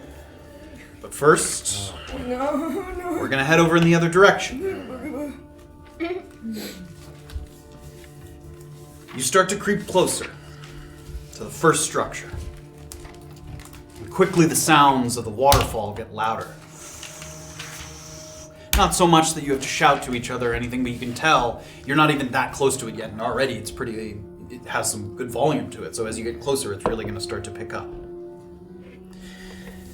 Most of the sliding floodgates that are kind of along the edge of the waterfall are currently open, so you can see that the flow of water is very strong. And the building on your end, 3 stories, just like she said, and the one on the other side is considerably shorter, so you can presume that this closer one is indeed the operations depot, as Jillian had described it. It's of mixed construction, stone foundation with mostly wood, although there's a few stone beams kind of for some added support and strong winds. It looks like the 3rd floor has kind of a 3/4 wraparound balcony. And there's at least one window on every side of every floor. It's pretty well open. It doesn't even look like it has glass in the windows to kind of allow the mountaineer to pass through without sort of risking structural damage. And as far as you can tell, there's only 2 proper entrances. Stone staircase that leads up to a little main front door that leads sort of down onto the ground near the lake, and another door that leads out onto the catwalk. Those are the only 2 doors you can see from here. And does the catwalk, sorry Matt, is the catwalk on the 2nd floor or the 3rd floor? It's on the 1st floor. So, okay, so then the staircase goes up. Oh, the staircase is just a short couple steps just to get into the building. Okay. And then on that 1st floor, you can see a door that goes out and goes all the way across the edge of the waterfall. And then there's 2 more floors so on it's top. like pretty much right along the water. The catwalk is not very far above water level, yeah. Great. It's not like raised. And then there's 2nd floor and then 3rd floor. Mm-hmm. Okay. That is. And you guys start to creep a little closer. Give me some perception checks for everybody as we get there. Okay. Sure, boss. Natural 20. 21. Wow. It's a natural 1. They got you. Orba goes blind. Thanks, Bae. So the building has this kind of open-air concept to it, again, possibly to protect against sort of the strong mountain winds blowing through. The windows are big and, again, not fitted with glass. And the sloped roof is made of some kind of reddish, possible clay shingles. And it juts out very far over where the walls are. So if this is the wall, the roof, unlike sort of a natural roof, it goes out very, very far to provide a little bit of extra shade against some of the harsh sunlight during the daytime, in the middle of the day. And both Erland and Graven, as you're sort of creeping from rock formation to rock formation, you catch a little sight of some movement on the 2nd floor. It looks like through the window there is somebody on the 2nd floor and they appear to be seated. Although you can't tell what they're doing, but you can see through one of these sort of larger open windows that there's a person there. How far away from this are we now? A couple 100 feet. So you're just seeing like the outline because Okay. you saw him kind of move and sit. So you saw the motion. You can't make out the details of his face or anything like that. Tiefling. I'm gonna tap. The spy Yes, glass. yes. I take it out, hand it over. As you start to do that, Tap, Jillian. 2nd floor. There's a man. Hold on. I'm looking through the 2nd floor window. And you peek through. Give me a perception with advantage. Nat 20. What was I going to give you if you doubled that? It's a dirty 20. You Dirty 20, nat 20. 2 nat 20s and your eye just goes... You are now a human eyeglass. So you take a look through the spyglass, and he's sort of seated in a way that you can get a good look through the window. Human man, with gray hair pulled back into a ponytail. And he kind of has a simple white tunic on. And it looks like it seems like he's seated at a desk, and from what little you can see of the room that he's in, it looks to be a kind of study of some kind. You can see like a bookshelf in there. Again, he's kind of seated at a desk. You can't see all the details of the room, but it looks to be like a little work study kind of room on the second floor. Okay. And the other things that you kind of notice as you're getting closer, as Jillian said, there are 2 small boats moored at a small dock a little bit away from the depot, and you can see that the flow of the water is kind of taking them towards the waterfall, but there's a couple ropes attached to each of them. They're small, they're rowboats, they're not sort of big sailboats or anything like that. There's a couple kind of emergency boat vessels nearby. And another thing that kind of catches your eye as you're moving forward is there is a little bit of animal activity here, kind of near the waterfall. Some of the fish are kind of here near the running water, so it attracts. You see like a little fox kind of run up to the water line and peer in and then kind of bounce away. You can see a deer on the sort of up on the hill to your right, so there's a little bit of animal activity here and there. And as you get closer, you're able to sort of again catch sight of that sentinel. So you see the door open to the other building on the other side of the waterfall, kind of opens up, and he's got a weapon. He's got like a little halberd that sticks up, and he's not heavily armed, but he's got like a very simple metal breastplate that's kind of slung over his front and back. It's not like a full suit of armor, but he kind of has like a padded leather underneath, breastplate, halberd. Are the colors unlike anything we've seen? Does it look Black Lion? Does it look separate? It definitely does not look Black Lion. It's hard to make out all the details from here, but it's not like a red and black marking like that. Okay. Yes, it does not appear to be Black Lion. So we haven't seen... It's nothing we've seen like with the Gentle Void or no. any of the things we've seen? No, it does not immediately sort of strike you as anything. And can is he on a specific route? He's walking across the catwalk. Just back and the catwalk's thin, yeah, so he's walking from that building on the far end. Mm-hmm. He's kind of slowly ambling his way. He kind of looks over the edge, kind of looks around. I want to... kind of lazily moving back and forth. As we're moving, I just want to try and track what his path might be. Like if he's stopping at the doors, if he's going in both buildings, how long he stays in each building. You wait for a moment. He kind of ambles over. And Jillian kind of senses, she watches you kind of peer through the spyglass. And everyone's kind of waiting a tense little moment. He kind of ambles along. And he gets to the door of now the closer building, the operations depot. He kind of gets up to the door, and it looks like he kind of looks up, and he kind of bangs on the wall. And leaning out the window, it looks like you catch a sight of the man with the gray hair, and and then he leans back in, and he nods, and it looks like he starts to walk the other way. So he doesn't go in the building, just kind of gets his attention, starts moving across. And that probably took 15 minutes for him to walk all the way down, and now he's starting his journey all the way back. Sorry, again, he's wearing like is he Which have any guy? kind of headgear? The guy who's walking? Yeah, he's got like a simple skull cap. It's not like a specific... And it's getting dark out? No, not yet. Yeah, it's definitely still daytime. Because Jillian's idea was, it took you just a couple hours from the camp to get up to the lake. So we're like early morning, actually. Yeah, it's like mid-morning, almost late morning. Okay. Because her idea was that the two of them would watch for most of the day to see what the activity was like, during the daytime. So I communicate everything I just saw. Sure, all the details of the group and Jillian. Does that man at the desk seem like he could be the supervisor? He very well could be, yes. Do we know you don't know what the supervisor looks like or anything? Or is not relayed? No. But those are the only two men you can see. Yes.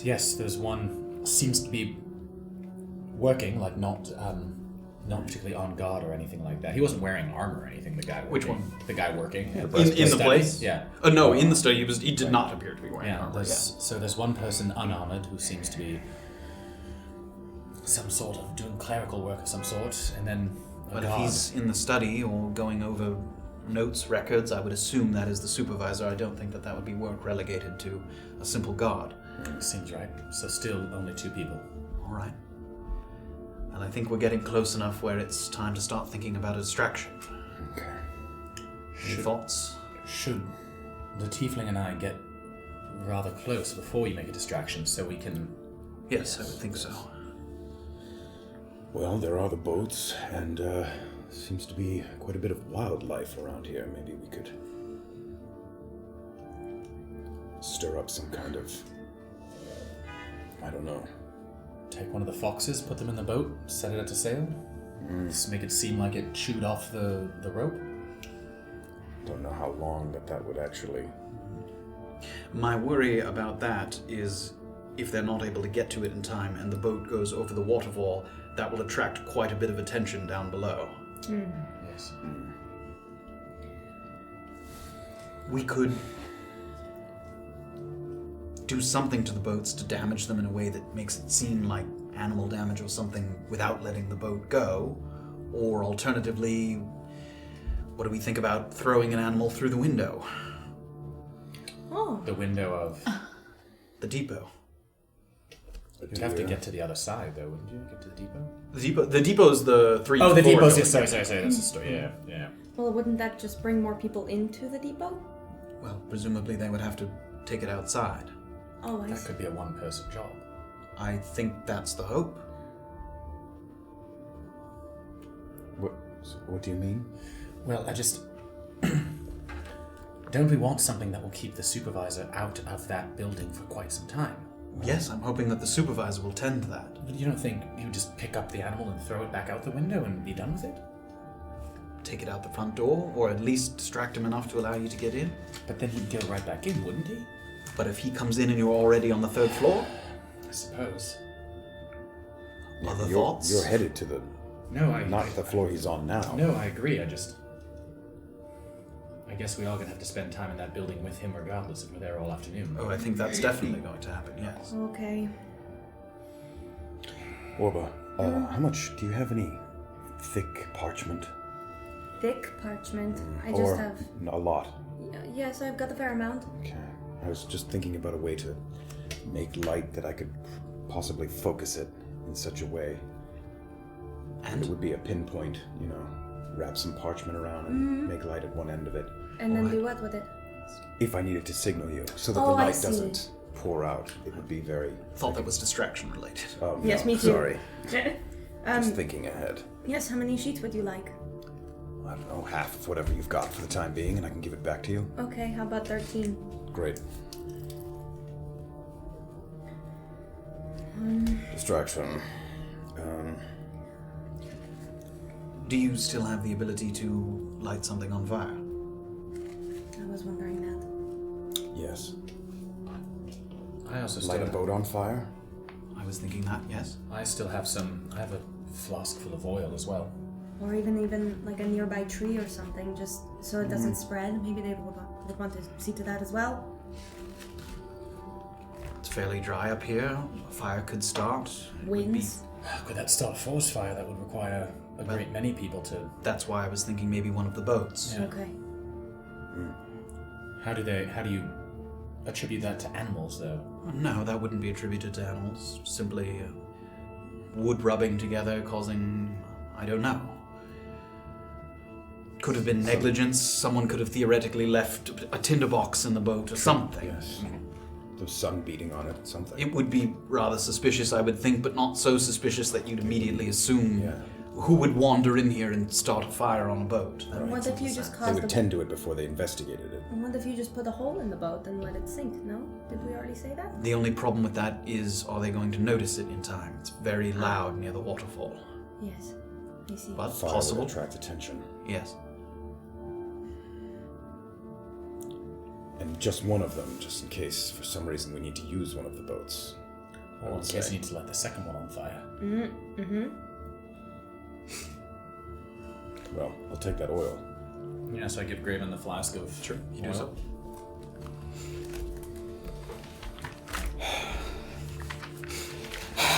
You guys are close enough at this point that I'm going to give you a little bit of visual assistance. Okay. That's cool. I like that. Behind the curtain. Turn the battle. Get the candy. This is not a... Oh, God. Close. He's That's already usually what I losing do. it. Where did it go? Oh, God. Oh my god. Oh my god. Is it in your crumb carrier? Oh, sweet Jesus. How does he? Come on. Careful. My pop tent? Careful, sir. Ah! Whoa. There it is. Oh my goody goodness. Goody, goody, good. What are those? What? Oh I recognize that. What is that? Seen it So- in my dreams. Oh, This yes. is- Oh, yes. Oh boy, that's way out. I need to tilt the camera, I think. So this is the building and the catwalk running across the... Oh, that's the catwalk! Yes. Whoa! On the catwalk. Crazy town. Oh my goodness. There we go. Vogue. So, not a battle map, but a visual aid. Oh, jeez. So you That guys could become a battle map at any You given guys are moment. still a good bit this way. But that's sort of the lead up. The door in is here, sort of underneath this sign. And then again, there's a door that leads out to the catwalk. And the catwalk continues to run. It just Are those obviously goes up. trees? Is that those sort of like The little rock formations, Okay, yeah, just like things theoretically tall enough to hide behind if you needed to. So he's going back and forth. Yes, he's there's knocking one on the going back and wall, forth. and the guy on the second floor And is there's a guy on coming the out. second floor, yeah. I'm looking out. We can even give us a couple of guys here. boy, oh boy. Oh my god. So there's a guy kind of walking along the catwalk. He's headed the other way for now. Look at him. Yes. And then, Was he painted? He's by painted. you? He's not done. Like all of my minis, they're this not guy's done. kind of at a desk on the second floor. Let's do some. Look at that Yeah, he's got swashbuckler. a catwalk with walk on. Put him over so you can see him. Yeah, there we go. Great. Okay. So this is kind of the general layout. Jeez. You're looking. And the boats are, again, like a little further this way. They're not so close. They're not like right next to I mean, he would immediately see a fire. Yeah, as soon as the smoke started to rise, again, there's a lot of windows. That would presumably be very noticeable very quickly, yes. A fire is a preliminary distraction, and then if we need another one later, perhaps the animal through a window, in a way, as a way to get you back out. Oh, I see. Yes. And we don't think the fire would attract more attention. You think that only one or two of these men would need to. If it's just the one boat. And they're very small boats. They're just rowboats. Is that something you'd really flag down a camp boss for? I doubt it. It's true, and even if they did, I don't think the camp boss would go looking through the bedroom of the quarters. Probably not, yes. Again, if we avoid being seen in any way, I think there's little reason for them to suspect that someone has snuck up here just to light a boat on fire. I need to get pretty close. I need to be within 15 feet of it if I'm to light it. All right. So should the Tiefling and I make our way forward towards an escarpment or tree near the depot, and then I think you get in position as best you can. Graven sneaks over, starts the fire, and you should start the fire as soon as the sentry has reached the depot and headed back in the other direction. So that the fire has time to build before he turns around. Because theoretically, if it took him 15 minutes yeah. to walk along, theoretically, as soon as he turns the other direction, you kind of have 30 minutes, because he's 15 to go all the way the other way, and then 15 to go. Although he might, as soon as he turns around, he might see the fire, but yes. But then he'd have to bolt Yes, back. he'd have to run back, yeah. Is there a way for Orba and I to get up near this thing and still be able to see Graven and Jillian, or? They'd have to be you'd both kind of have to be poking your heads up out of Yeah. concealment in some way. You would see the fire starting. Yeah. Oh, Okay. yeah. So then, how? It would be hard to see them without sort of revealing yourself until you get up to a higher floor. About how far away from it are we now? Probably like 200 feet. Okay. So, give us 5 minutes and then start the fire. All right. We'll find a place to hide within 5 minutes. Go get him. Okay. Good luck. See you soon. Orba goes in and gives Graven a hug. And as she does that, she whispers really quietly, "If anything happens to me, Erland will have my things. Take them to Cliff Ironcloud." And she lets go and goes. What is happening? Graven's like, so much pressure. The fire, the secrets, I don't know. Let's go. Graven puts a hand out and gives Graven a handshake. He just called himself Graven. All right. So Orba and I start to move. sneaking along. Do so. Give me stealth checks with advantage first, as we're still sort of pretty far away. I like his music. Long. That's not a thing. 21. 11. 11, okay. So you guys start to get a little closer. You approach the building, and the sound of the waterfall starts to really envelop you. You hear it becomes difficult to sort of hear over the commotion of the waterfall. And you get to a point where, unless you're literally like as close as you guys are, it's very difficult to hear. I mean, you're communicating by signals or by sort of whispering in each other's ears, And it's this constant rushing that sort of catches your attention as you move closer. Before, it sort of had this little kind of serene, kind of water-esque sort of picture to it, but as you get closer, it really starts to sink in the sort of pressure and the mounting kind of tension as you move along. And you start to get up, and we'll say that you start to get up kind of to this first kind of area here. And as far as you can tell, and you can see his head on the second floor, he's still at his desk as far as you can see from here. So if you were to if you were to exit when they eventually set the fire, if you were to run out and go deal with the fire, yes, where is the path that you would most logically take to do that? So this is where the door is. Here, we'll go back into big map for a second. This is where the door is. So he would come out here, and then he would probably have to, if he was trying to hit the shore as quickly as possible, he would go either here or here. There's a little bit of space there, but he'd probably go along here. Erland's going to indicate to Orba that we should try and make our way here. Sure. Orba gives a nod. Great.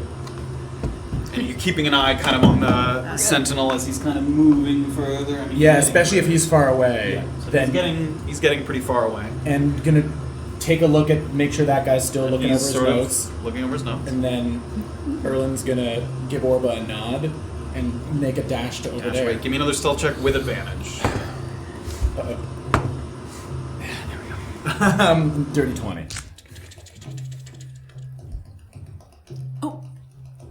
You were so stealthy you made the water stop. Yes. Orba's gonna. Oh, sorry, I thought you were also. Take a deep breath. Yeah. Oh, okay. Stealth check with advantage. 15. Orba.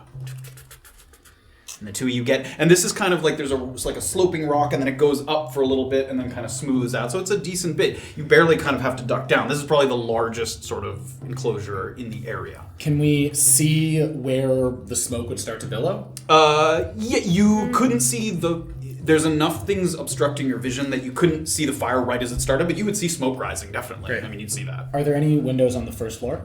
Yes, there are. Can we take a little peek in and see if we see anything else from now that we're pretty close? Give me a perception check.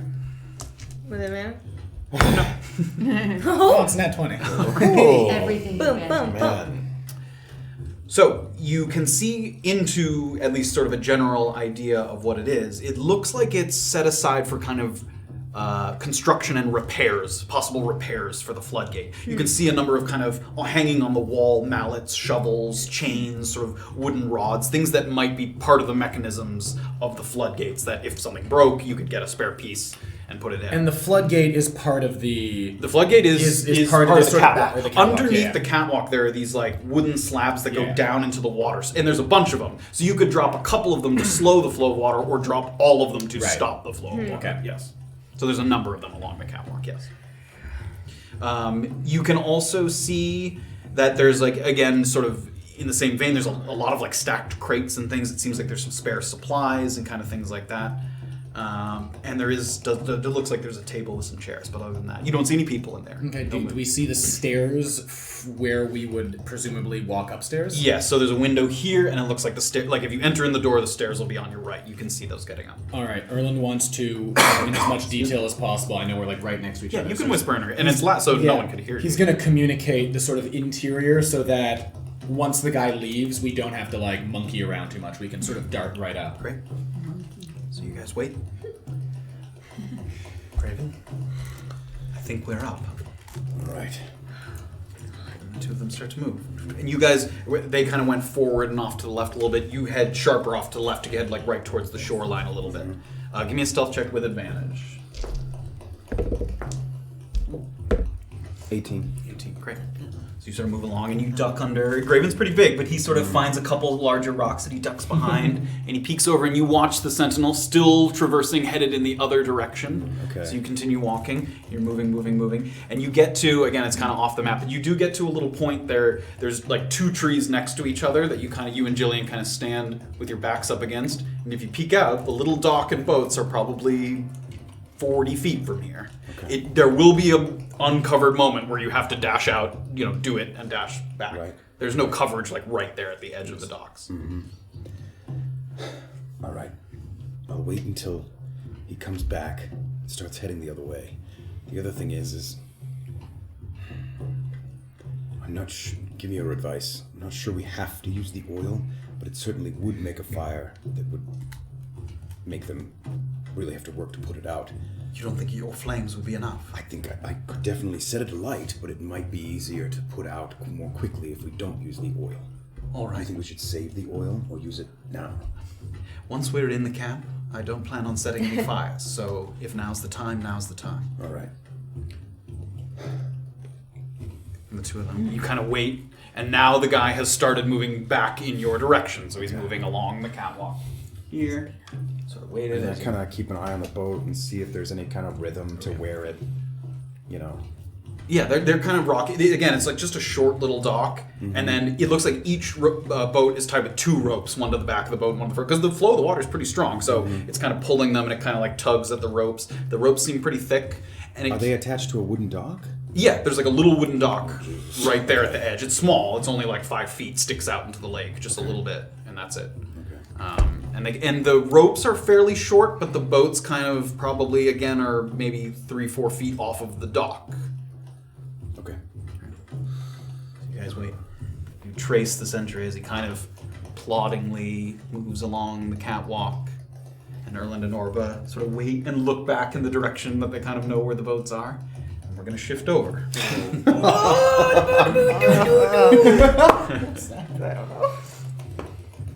Bollocks.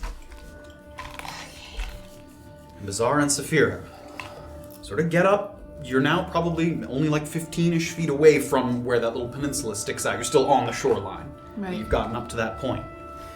And you can see a little bit more of what's going on. Seems like there are 3 people. And again, they're still like 100 feet off, maybe 150 feet.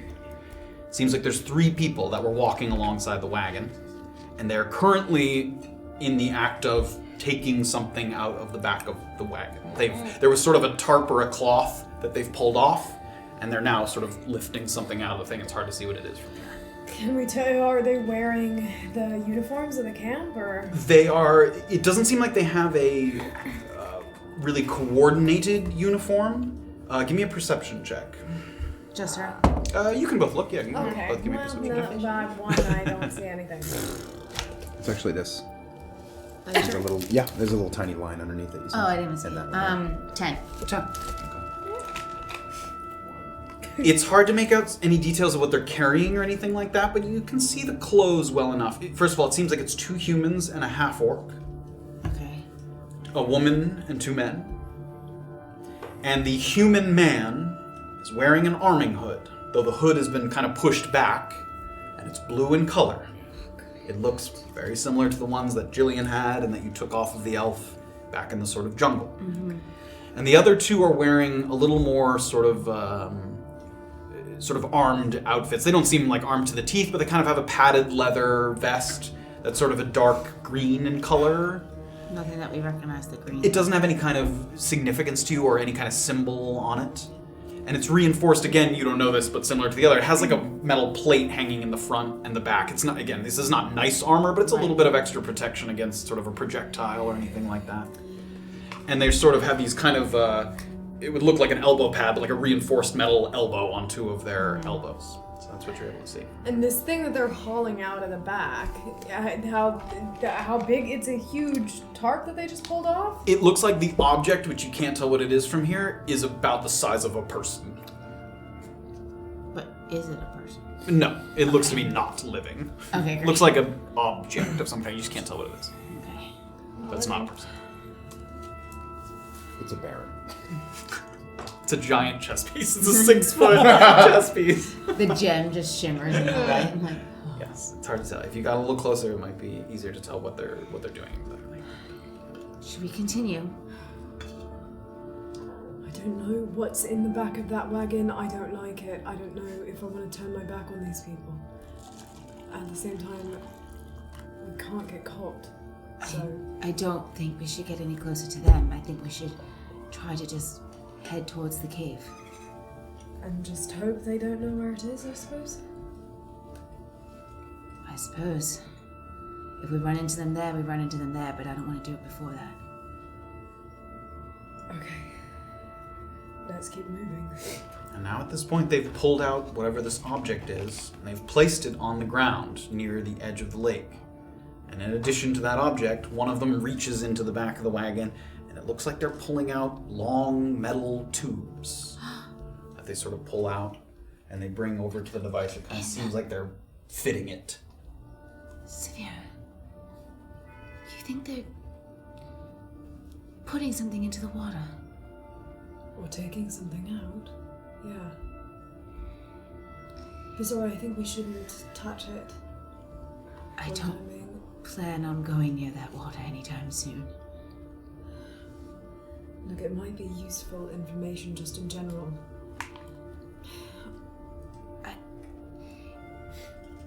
To me, it looks like, well, since he with the blue cape is from the camp. More volume, Sorry, It's from the camp. That they're possibly tubing in Myconid extract. I don't know what they're doing. I wish we could get a closer look, but I really think we should keep moving. I think we should stay on course as well. They do look pretty preoccupied with what they're doing. Sort of all of them sort of working on this. Let's move quietly but quickly. Keep moving. Alright. Yeah.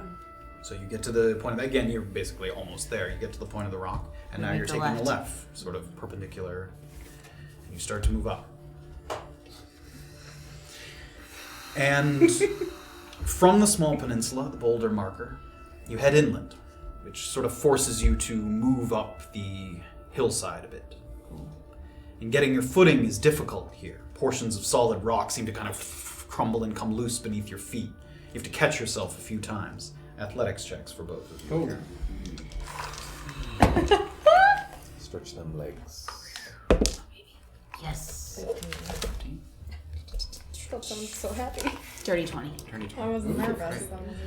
So the rocks shift and crumble a little bit, but the two of you sort of prepared for the possibility of that, given that you fell into the mud. You're sort of a little hyper aware of the terrain at this moment. You kind of make sure to move slowly enough that even if you slip a little bit, you kind of just a little bit, and then you sort of start your ascent again. You start to move up.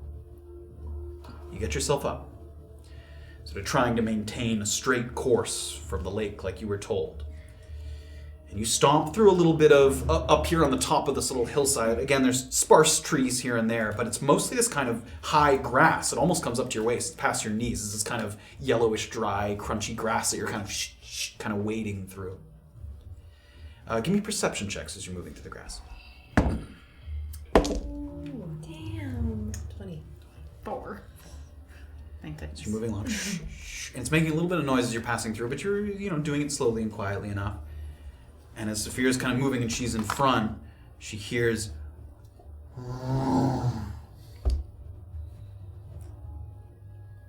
you stop. What is it? Does it sound like an owl bear? It does not. It sounds like a regular bear. Just a bear? Just a little bear.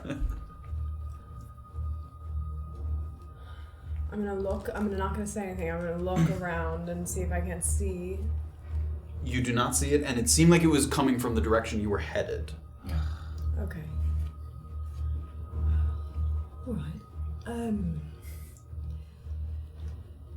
I think if we're quiet and we're careful, we're not gonna harm it. Hopefully, it's not gonna want to harm us, right? Sure.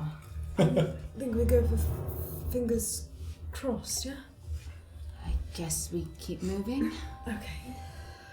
Give me stealth checks as you guys are moving through the grass, assuming you're trying not to sort of catch its attention. Oh. 19. 19. Yeah, 4. No! Safira leads you through, and again, the grass is sort of, it's loud and it's a little crunchy, but you do follow her, and she's kind of parting the grass in a way a little bit. It softens the noise a little bit. And I'm tiny. So. Yep, and you're moving through. And you kind of make a little bit of rustling, and at one point it sounds like you hear another, like... Do I hear this one? Yeah. It seems like you're close enough now that the two of you both hear it. I heard it as well. And it looks like at this point you've moved up, and maybe another 25 feet, it looks like there's a little drop-off, a little cliff at the edge of this terrain that you're on currently. And you don't see the bear yet. Is that the cliff? And I'm gonna like kind of crouch. Sure, you do so. Yeah, if you crouch down, it's like, you know, almost up to your nose if you're all the way down. Yeah, and I want to try to get as close to the edge of the cliff as I can. Sure. Give me a stealth check. Oh boy. Don't. 12. 12. Okay. And now it makes a little extra noise because now you're sort of down low, and it's not sort of, you know, it's not just your feet, it's your whole body moving through. But you move slowly, and you kind of part it as you go, very slowly. And now it sounds, you can hear the noises, and it sounds not like it's kind of directing at anything. You kind of hear like a... almost like a sort of tired sort of noise. And you get to the edge of this, you know, cliff drop-off. And you can see to the ground below, it's probably like a 15-foot drop, maybe a little bit more, kind of off this little cliff, not very far. And you can't see it from this angle, but it seems like, kind of as described, there's a portion of the cliff that might be carved out below you. So it seems like it might be right underneath you. And what gives you that impression is you can see the snout and head of a brown bear sticking out, with most of its body not visible. So you can see kind of its head. And it's not asleep, but it's kind of lying, and it's kind of looking around. It seems like it's sort of made a little home in this cave. Great. I'm gonna take my head slowly from away from the edge of the cliff. You do so. Is that it? Okay, so remember when I said that there might be a creature who had found this place cozy? Yeah, I think I was right. There's a grown brown bear in the... Of course there's a bear. Does he seem... It couldn't have been easy. It couldn't have been easy. Of course. Did he seem gentle? At least... I don't know. Do you want to go down there and have a chat with him and find out? Not particularly. Okay, well, look, if we draw him out, I think that's maybe our best bet. If we create some kind of distraction, the problem is, what I don't want is to draw their attention. Safira, how do wolves and bears get along?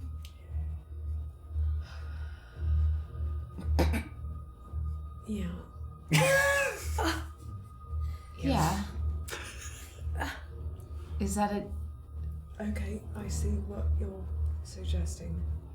Just thought maybe you could pull him out and now go on in. You'd follow the after. problem is the conflict, the noise, it's going to draw attention over here. You're here, they could find us. If we can draw her out quietly, that's our best bet. I have no idea how we're going to do that. Is that with food or... Food's a good idea. Okay, I'm going to look around for any, like, small creatures that I could... Give me a survival check. I get double, so... Double the proficiency, yeah. Double, yeah, 16. 16. Nice. It looks like there are... You don't see any... Earlier on, you saw some like gazelle and the bison, some larger creatures. You see a few squirrels darting here and there. Great. I want to try to... Are there any close enough that I could try to stab, or do I have They're to... moving through the grass. They're pretty obscured, but you do see a little bit of, like, kind of rustling. Okay, so I want to kind of try to, while I'm down... Quietly. Try to shoot one. Great. It seems like... Which bow? Yeah, which bow are you using? Using my normal bow. Using your regular bow. Yeah. Go ahead and make an attack roll. It's probably like 40 feet. Ooh, 20. Great. 20. You kind of follow, there's like a little bit of rustling. You saw it briefly, and there's a little bit of rustling through the grass, and you kind of train it and loose, and the movement kind of stops. Can I run over and take it To off? where the thing was? Yeah. So Beezaura kind of tips through, and at one point you hear a little, and it sounds like you stepped on something, and feels like you stepped on something metal. Give me a dexterity saving throw. Oh my god. Oh my god. No, that's totally fucked. Yeah, you gotta roll it again. That was crazy. Oh my god. What the heck am I doing? Don't throw it at the pile. I'm just very... Oh my goodness. 13.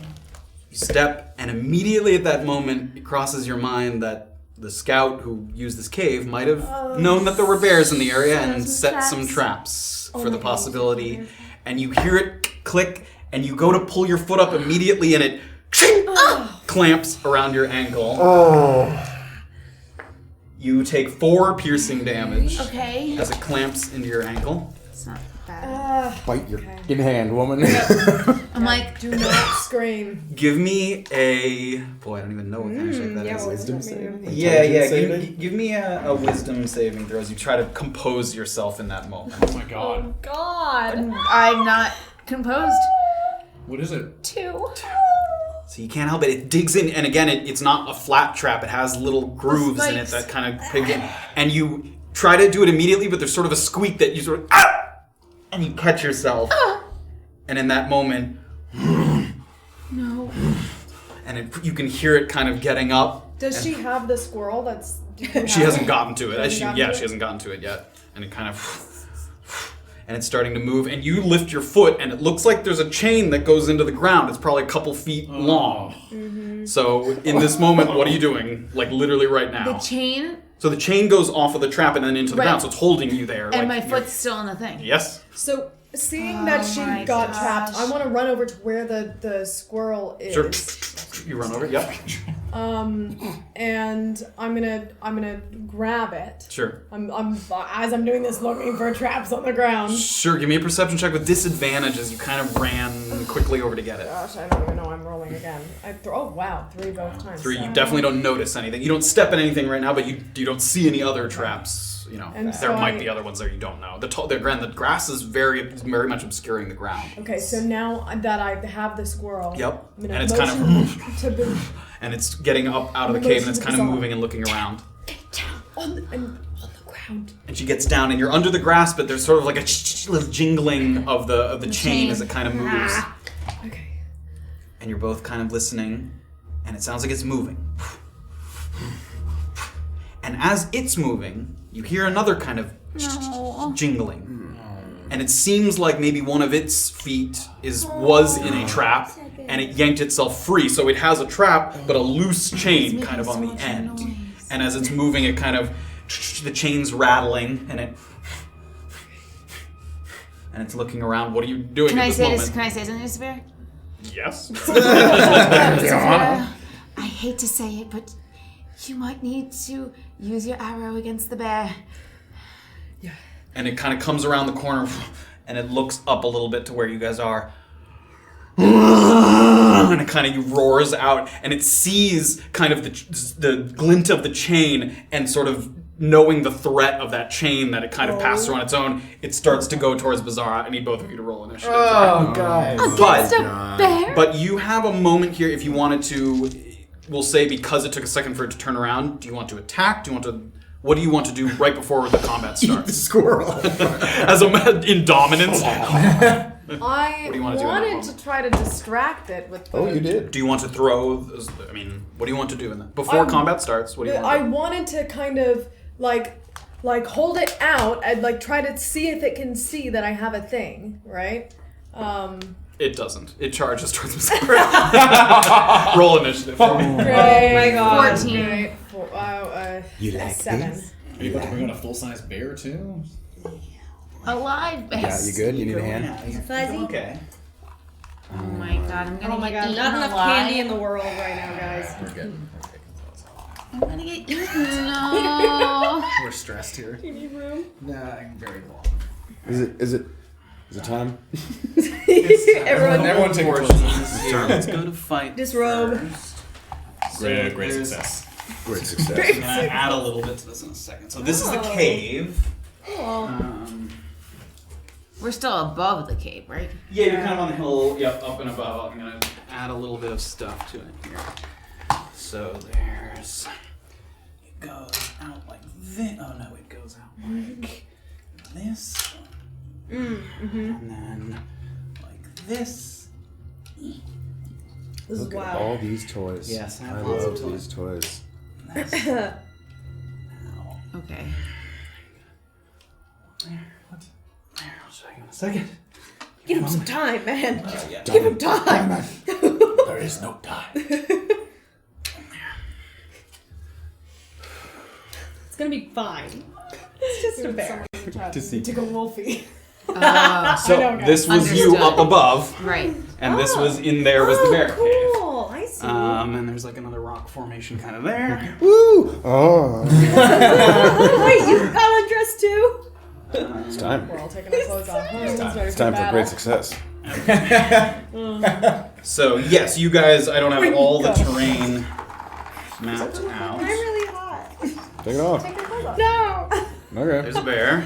You do notice that he looks kind of already a little injured from the paw. I feel bad about this. Kill it. Just shoot it. Kill it Oh my immediately. God. Sad bear. I'm flailing it if I can. I love animals, but I don't die. It's bizarre. So you guys are up on the hill a little bit, but there's, I don't have to think of that, and you guys are kind of actually back here. Jeez, guys. And Beezaura is still currently clamped in the trap. Guys, brown lie down, black attack. What? Do we have? Yeah. Brown? Do That's why play you dead. lie down. Yeah. Do Don't we look at have him in the eye. initiative? Oh, yes. I forgot these. For when more people show up? Don't. I don't need any bear family. What? What about all those I people said I don't with want a the, bear. I don't need a bear family. Is it a mother? All right. What's the initiative here? I have 14. Okay. Safira. 7.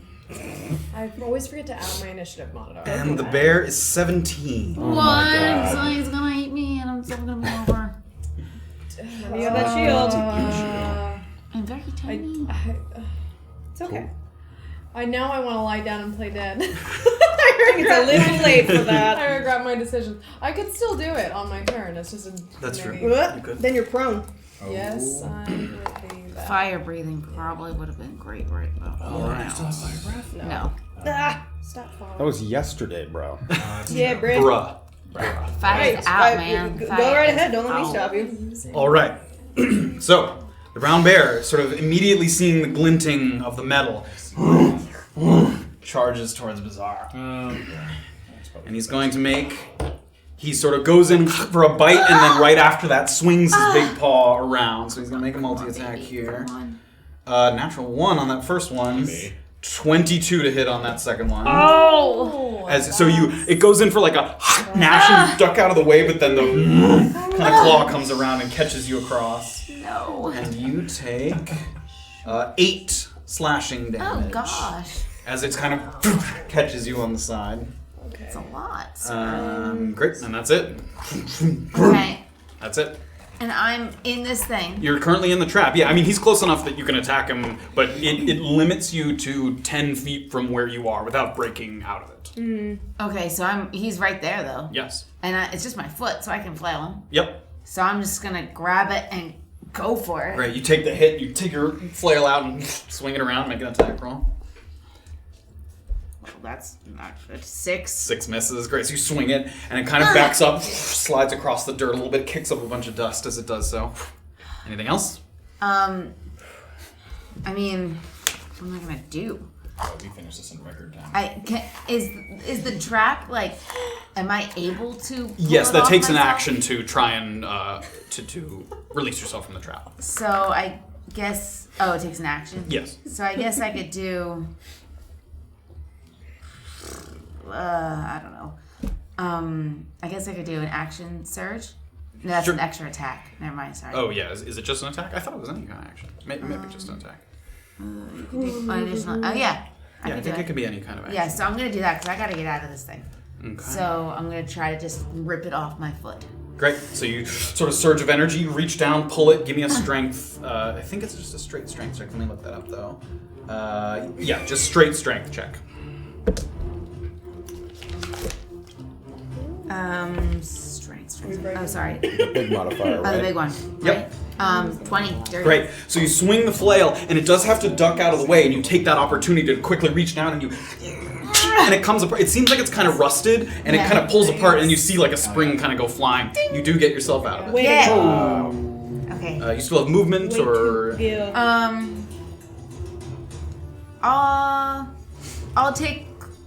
it will get an attack of opportunity if you move out of its range. Yeah. Then I'll just stay. Great. I don't want to. Okay. Warface. Swiped again. Safira. Okay, I'm gonna. Oh Christ! I regret all of my decisions. Okay, I'm gonna lie down. I'm gonna play Debbie. Get the heck out! Swipe at Beezaura. So I'm gonna take. I can take my animus bow, right? Now that I've got. Yeah, you had your other bow out earlier when you had shot. Presumably, you put that bow back on your back when you went to go get the squirrel. So you can pull out whatever weapon you want. Okay, right so now. I'm gonna take my taboo's recurve. Sure. And I'm gonna fire it. Make Wolf attack versus roll. bear? Yeah. That's what I was trying to get him to do. You never listen to me. It's the same modifier to hit. Has the same hit modifier, yeah. 18 to hit. 18 hits. Roll for damage. Nice. Okay. Wolfen. Always forget. 1d6 plus. Attacks. We already asked if wolves can communicate with other animals. We did ask, and we were disappointed. And we were very disappointed by the answer. 8 damage. Great, 8 damage. Nice. And you are activating Animus, yes? Yes. Great. Ooh. Great. So, and again, you that sensation of like squeezing through the eye of a needle, and you come out on the other side, and immediately the fur kind of comes out of both of your arms. I'm just standing there like, what Yeah, the? like right over your head. I think you've seen her do this before. Yeah. But every time. It's amazing. It's surprising. And you can use your reaction to immediately make a bite attack. Yeah, I want to make a bite attack, and I want to try to, as much as I can, like, intimidate him. So I'm going to try to, Sure. like, really try to... Give me an attack roll first. That's We'll the see- least intimidating. Well, we'll see if it hits first. No. It's the same plus to attack. What is It's it? not the same as your No, bow. it's not. It's on the wolf card. Yeah, wild wolf form. And you do have advantage on it. 7. I have advantage. The wolf has pack tactics, so if there's an ally next to the enemy you're attacking, you get sweet. advantage on the roll. 12 to hit. 12 hits. Nice. Roll for damage. Great. Yeah, bears. These bears don't have armor, baby. Yes. That's true. Yes. Some bears. I think this is good. Compass?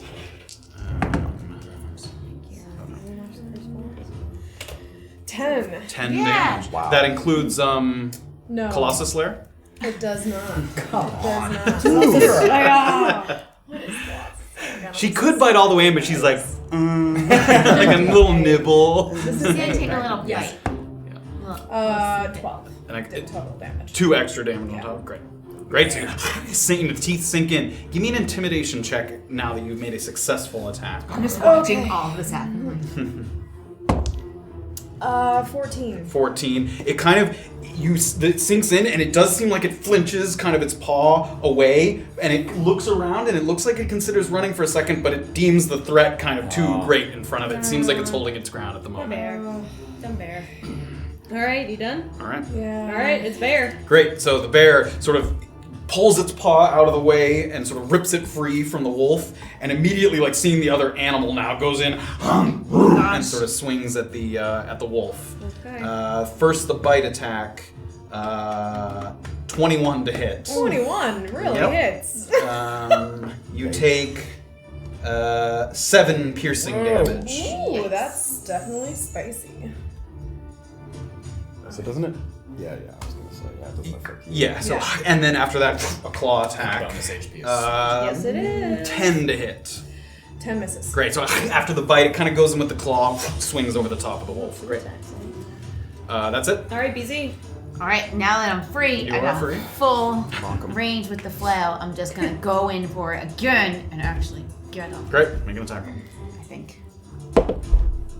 Yes, 14. 14 hits. Roll for damage. Yes. I guess. Actually, that was a lie. It was 16, but it's fine. I added 2 instead of 4. Damage. 10, 10, 10. This guy? Yeah. Yes. Well, let me see it. 8. No, Oh, that's that's 8. This Sorry. is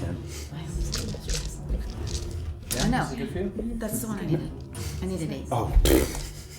Sorry. I'm sorry. Only 3. 3 damage. Okay. You swing and it backs up a little bit. You see like a little bit of the fur kind of goes flying as you kind of clip it on the edge of its head. Give him a haircut. Now you can see great. me. Great. Anything else? Superiority dice? Anything of the sort? Nah. Okay. All right, Safira. Safira. I mean, Okay. Well, I'm gonna take another Nash at him. Great. With advantage. Smash down. That's so cool.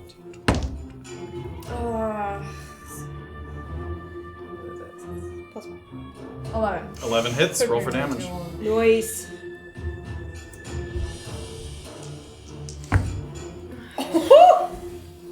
killing him. Plus Colossus. Yeah, plus Colossus. 14. 14. Plus. Yes. Oh, no, I feel really bad. Oh, come on, This is kill D10. it. Wait, this is D10. Who No, this is cares? Yeah. Oh my god! Wait, Did you just blow this dude up? I rolled 14 before. Jugular. Just give me the additional. I rolled 14, start, so what's the man. additional? 8 more. Yes. Yeah, kill this bear! Kill it. Kill him. Okay, so We gotta get out of here. She kind of gnashes in, and then realizing that it's dead, she kind of slowly releases her jaw. What? What a I'm sad like, kill cam. Put it on me. I'll finish him off. I'll give him a bite. Exquisite. Thank you. Exquisite kill cam, Safira. And Beezaura is just sitting there like, yes. And the bear kind of slumps to its side. And it kind of goes off. How long does Animus last for? I was gonna say, Just how long do I thinking have that. to I don't know how to take care of dogs. I don't know where it says how long it lasts. I think it's on there. It's rounds or hours. I think it might be on the bow on Taboo's recurve. On the backside, maybe? Is there something on the way? Matt's like, can you I just... think I had it in there. Yes. Let me see if I can. Oh, ends. Okay, so while it ends up at 30 seconds, so 30 5 5 rounds. Yeah, 30 seconds. Or until the wild wolf drops to 0 hit. So you're a wolf for the moment, but you know it doesn't Okay. last much longer than that. So Can there's a she moment- hear me when I talk? She to can her? hear you, yes. She just But I can't can't communicate to you. communicate. You can't understand what she's saying. I knew that wolf would come in handy. Should we try to get down there? The sad wolf here. I'm like, that was the most amazing thing I've ever seen. She's It's like, like so picking sad. its grass. I'm gonna kind of, with my head down, I'm gonna kind of sniff at the ground and try to kind of pad down towards where the cliff is now. Sure, give me a perception check. This is a smell-based one, so you get advantage on that. Yeah, you do. Give me a perception check as well, not with advantage. Not with enough. I don't have a good nose. Your rolls, girl. Damn, 19. So you kind of This was sniffing around. perception or stealth? Yeah, perception. Sorry, 8. 8. So Beezaura kind of waits there. She watches Safira kind of, and it does seem like, in addition to the kind of bear smell in the area, it does smell like other animals have come through here. That maybe this cave was kind of, because its proximity to the water, it has a little protection. It's near the water. It seems like a number of animals have tried to take this spot, or at least kind of come through here. So you get kind of a bevy of smells. Nothing dangerous that kind of catches your attention, but it does smell like a lot of sort of animal activities past. And can I hear anything around the where the wagon was? Give me a perception check, not with advantage because it's not smell based. Not as good. 6. 6. Yeah, you don't hear anything coming from that one. Okay. And at this point, you kind of, and the fingers kind of come out of the claws, form back. Should we head on down? Yeah, we should. Yeah. So we get to the edge of the cliff. So you kind of came halfway down as you were fighting the bear. Oh, yeah. Pick the So we're fur out of your finally teeth. down. Give me a perception check as you're walking through the grass. Terrible. Both of you. Oh god. 19. 19. Zara and Safira. And again, you hear that metal noise. Give me a dexterity saving throw. Are you joking? Oh, Christ. Oh, come on. Y'all. 8. 8. And once again, you hear it, and Beezaura hears it, and she turns. And immediately, it catches on you. You take 4 piercing damage. Can I just swiftly like? Do I make a sound? Just, give me a wisdom saving throw. oh gosh, don't make a sound. Oh yeah. Oh She makes a gosh, sound. 7. It's pretty similar. Again, like you're able to muffle it, but there is a little like yelping noise. And I just kind of like Abbott and Costello. quietly, but like run over and just like put my hands on it and try again. Just to give me a rip it. strength, just straight strength check. Sorry. I'm sorry. 15. 15. And once again, Beezaura sort of now knowing where the weak spots in the mechanism are, she sort of digs her fingers in, and she sort of gives Safira like a cracks it open. She sets you free.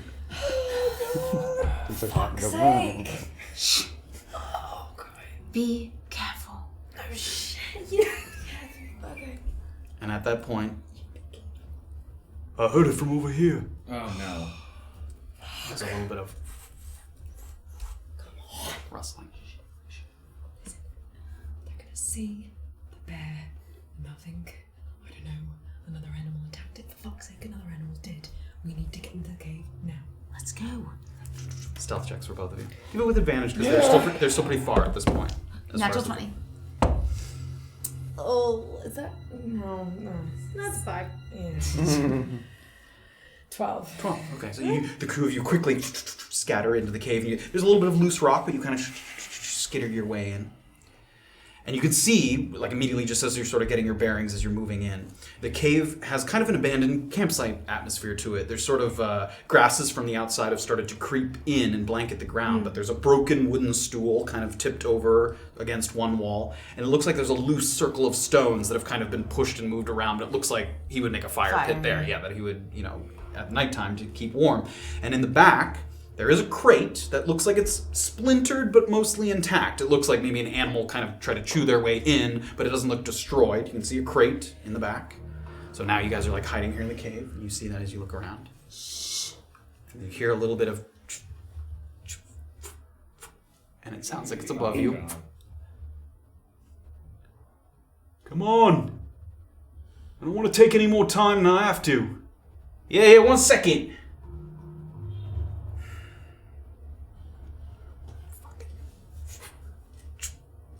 You hear her head in the opposite And I just look at her and I'm just like, and you wait. And you can hear the footsteps and they start to disappear and you can't hear it anymore. Let's check the crate. And I'm gonna very quietly kind of walk over to the crate and check it to see, can I open it? You can, it seems like it's already partially kind of open just by the way it's kind of broken. I'm gonna try to, as quietly as I can, open the crate. Right, and kind of you're able to kind of slide it. It makes a little bit of sliding, but you guys are a little further down, away from the noise.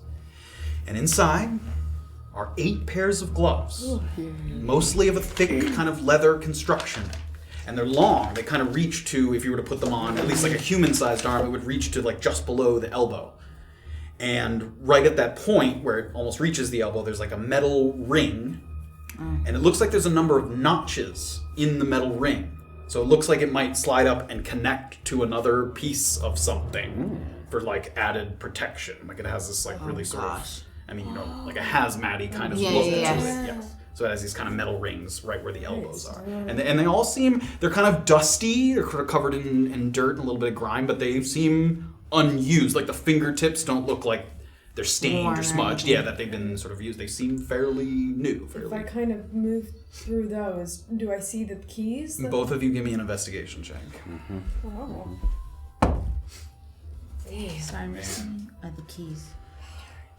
21. Not 21. Whirlwind. Right to the dice. Knock on wood. 5. So you sort of quickly take a moment, and you know that it's, you've been told that something else is here, so you're like pressing through the dirt, you move some of the grass aside, and Safira kind of moves a rock aside that's near one of the walls, and you find an iron loop, kind of half buried in the ground, with a set of keys on it. It looks like there's 4 of them. And they're definitely bigger than the ones Beezaura. They're kind of a brass material, but they look like full-size keys that would open like a door or a gate of some kind. And they don't have any kind of markings or insignia on them, but they do all seem the exact same, like the little key part at the end. It seems to be 4 keys, serving the same purpose. They seem 4 identical keys on this loop. That must be them. Yeah. Before we go any further, do you want to take the keys or I'll take the gloves? Yeah, I suppose actually we should each take a pair of gloves. Maybe we distribute them between ourselves. We have to give them to the group. I don't know. Right, I'm just saying we should just take what we need first, make sure we have it, and then finish looking around. Yeah. So I'll take 4 sets of gloves. You can take 4. Yeah. Do you want to hold on to the keys or shall I? I can hold on to them. Okay. All right. You gather up the stuff. Seems like you find all the things that you were notified about. Doesn't seem like you see anything else in here of, again, the rocks, the stool. It doesn't seem like there's anything else Nothing of else note there. value that you can see. Okay. And it's not worth we looked and there's nothing there. Yeah, I mean, you gave it a pretty good pat down. Just And it's, double-checking. again, it's small. Like, the whole, if the bear was in it, like, they couldn't even fit their whole body. Right. It's this little carved out portion of the wall. A couple of nudie mags in the corner. It's a long trip. Yeah. So that's all you want. If we have what we need, we should try to make our way back. Yeah, we should. We might want to wait just a moment or two in case our friends are nearby. I'm hoping they found the bear and now they're headed in the other direction, but we don't know. So I want to try to make my way quietly as stealthily as I can up back from where I came. So you guys exit the cave, start to move up. We're going to shift over to the other scene. Which one? Which one? Which one? God, all together at this point. No, we're far away from you. Yeah, I guess. Shut up. Where's our Jillian and Graven. Okay. Wait. And I'm going to bring back, give me a second to Oh, bring yeah. back the... Poor Matt. Do you want a hand? No, because then now I don't need it to... I can break all of it. Destroyed. We destroyed the bed. Look at that angry fucking bear. Scary. Look how much bigger he is than Beezaura. Fancy car girl. He literally This could have probably eaten me. Oh, like a parking garage? Yeah, where it like lifts up the car and Yeah. there's another one. I just annihilated that. Yeah, you It's like a wrecked With that your, bear. with your mouth. I know, I forget how much damage I can do. It's You forget. It's preposterous. stupid. That was my first instinct. Boo, boo, boo, boo, Like, boo. why would you turn into a I just didn't dog? want to kill it. I'd like to maul this bear non-lethally. You know, it Right. could. I'd like to, yeah. Go for the jugular, but I'd like to disembowel it non-lethally. Can we donate the bear's organs? Can we? That's disgusting. Return to Graven and Jillian. Wait patiently. And the man starts to make his journey back. And Jillian sort of looks. And she looks at Graven. Are you with me, Graven? Yes. You look it. She goes back, and he gets to the edge. And this time he doesn't really knock. He kind of looks like he looks up, kind of sees maybe the top of the supervisor's head, and just kind of turns around. He doesn't seem like he notifies him every time he gets to the end. Yeah, Okay. and he turns around. I'm gonna take a quick look at the second floor if I can see it. Give me a perception check. Okay.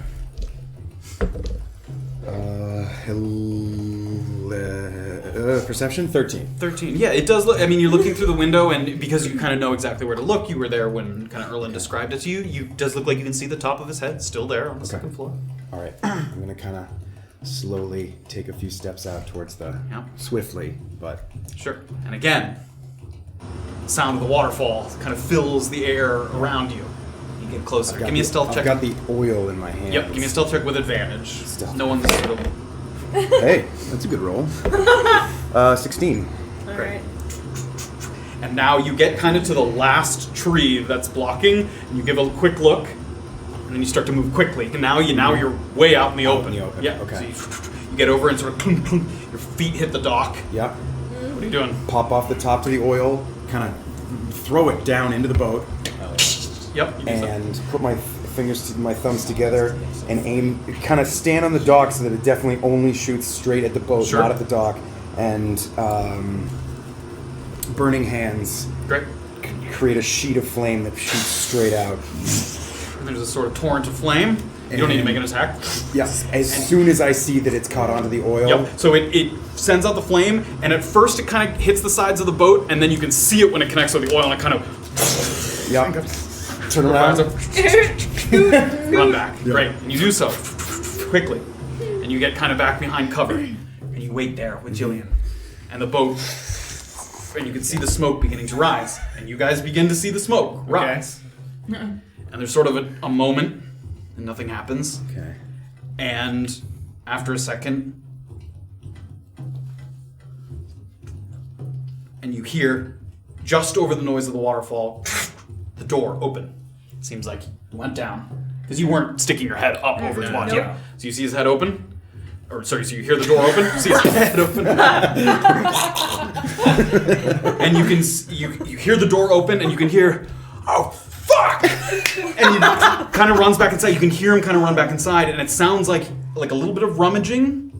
And then he comes back out, and Graven and Jillian kind of an angle to see this. It seems like he was in like sort of a plain tunic, and he ran back inside and he got like a hat and a jacket, like his official uniform. It's like a tri-corner hat and kind of a brown duster that he's like buttoning quickly, and he's putting his hat on, and he's kind of running over to the dock. And at first he's trying to wave down kind of the other guy, but he's walking in the other direction, and he's right next to the waterfall. So there's no way to kind of get his attention, so he immediately goes over to the dock, and he starts to, he gets to the dock, and he starts to kind of untie the thing to try and like get the boat away from the other boat. So what are you guys doing at this moment?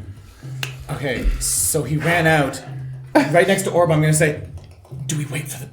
We can't see the battlement, can we? If we like post, so what's it called? The catwalk. The catwalk? You can see parts of it. You can't see like the closest portion. Okay, yeah, you can see a lot of it. Hearing him leave, we're going to wait a second. And Erland's going to poke his head up and try and look at the catwalk to see if he can see the guy. You can. He's still walking in the other direction. And he doesn't He does not seem like he has heard... I mean, it's loud there right next to the waterfall. Yeah. Then we sort of hop over and run in. Give me stealth checks with advantage. 19. 9. 9. And at one point, Orba kind of stumbles and gets on all fours, and she kind of looks around, and it looks like the guy is kind of trying to kick the boat like further into the lake a little bit while it's still attached to one rope, and it looks like he's about to turn to kind of try and signal to the guy again that's on the catwalk. And he turns. What are you doing in this moment? Orba's gonna like crawl. If she fell like onto all fours, she's gonna like animal walk. Crawls and the two. So this guy kind of went over here to the boats. Erland's like inside with the door open. Yep. You sort of just went in through the door. And Orba kind of army crawls her way over. And she gets in through the door. Did the guy leave the door open or was it closed? It was open when you got there. Great, so we're going to leave it open. Great. Look around the room quickly. Great.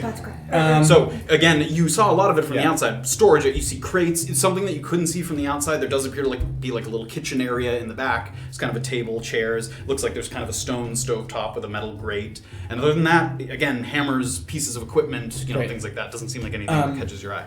Going to signal Orba, and we're going to quickly and quietly move up the stairs. Quickly and quietly move up the stairs to the second floor. Great. Do so. As we get to the door, I want to peek just in case someone else is there. Get to the door? Which door? Oh, is there not a door at the top of the stairs? No. Okay, so we're just gonna quietly move up. Give me stealth checks. And also trying to, I know there's the waterfall, but trying to hear if anyone else might be walking around. Yeah, I mean, you cannot hear 13. that. Not with advantage there, sorry. Sorry, the first one was 17 anyways. 17, great. So the two of you kind of tip up, and you take a quick peek. Looks like nobody else is up here. Is there anything in this room? There's a window, yeah? Yeah, there's a number of there's windows on all sides, yeah. Okay. So I can describe. So you get up to the second floor, and it looks like, again, you got the impression of this a little bit, but it's been set up as kind of an office. There's a large desk with a number of papers on it. There's a small bookshelf and some kind of animal fur rug on the ground. There's another small table set up with 2 chairs near the far window, so the back window that you couldn't see when you were sort of peering into it. And it looks like you can see a number of kind of games items. It looks like a deck of cards, some dice. There's a sort of cheap wooden chess set. There's some checkers pieces. You get the impression that there's a decent amount of time to kill when you're sort of supervised. So he's got this little area where he's kind of set up a number of things. It looks like there's a little piece of parchment also with some writing on it, sort of at that small desk over near the games. And that's what you see. So quietly to Orba, I'm gonna say, keep a lookout. I'm gonna look around quickly here, and then we'll go Yes, upstairs. don't take anything now. Of course, yes. So you're watching the staircase? Yes. Right? And make an investigation check for me. So Graven and Jillian kind of watching. Yeah. It seems like he reached into the other boat and he pulled out a wooden bucket and he's trying to kind of quell it a little bit, but it's not doing a lot. And it seems like at some point he's thinking about like giving up a little bit, and he takes the oar from the other boat and he starts to like try and like break it and basically just get it to sink so it doesn't catch the dock and the other boat on fire. He's kind of like, and you can hear him kind of fucking. And you can hear that. Can I? So we're still, I mean, pretty close to where You're that probably is, like 60, 70 feet away from him. Okay.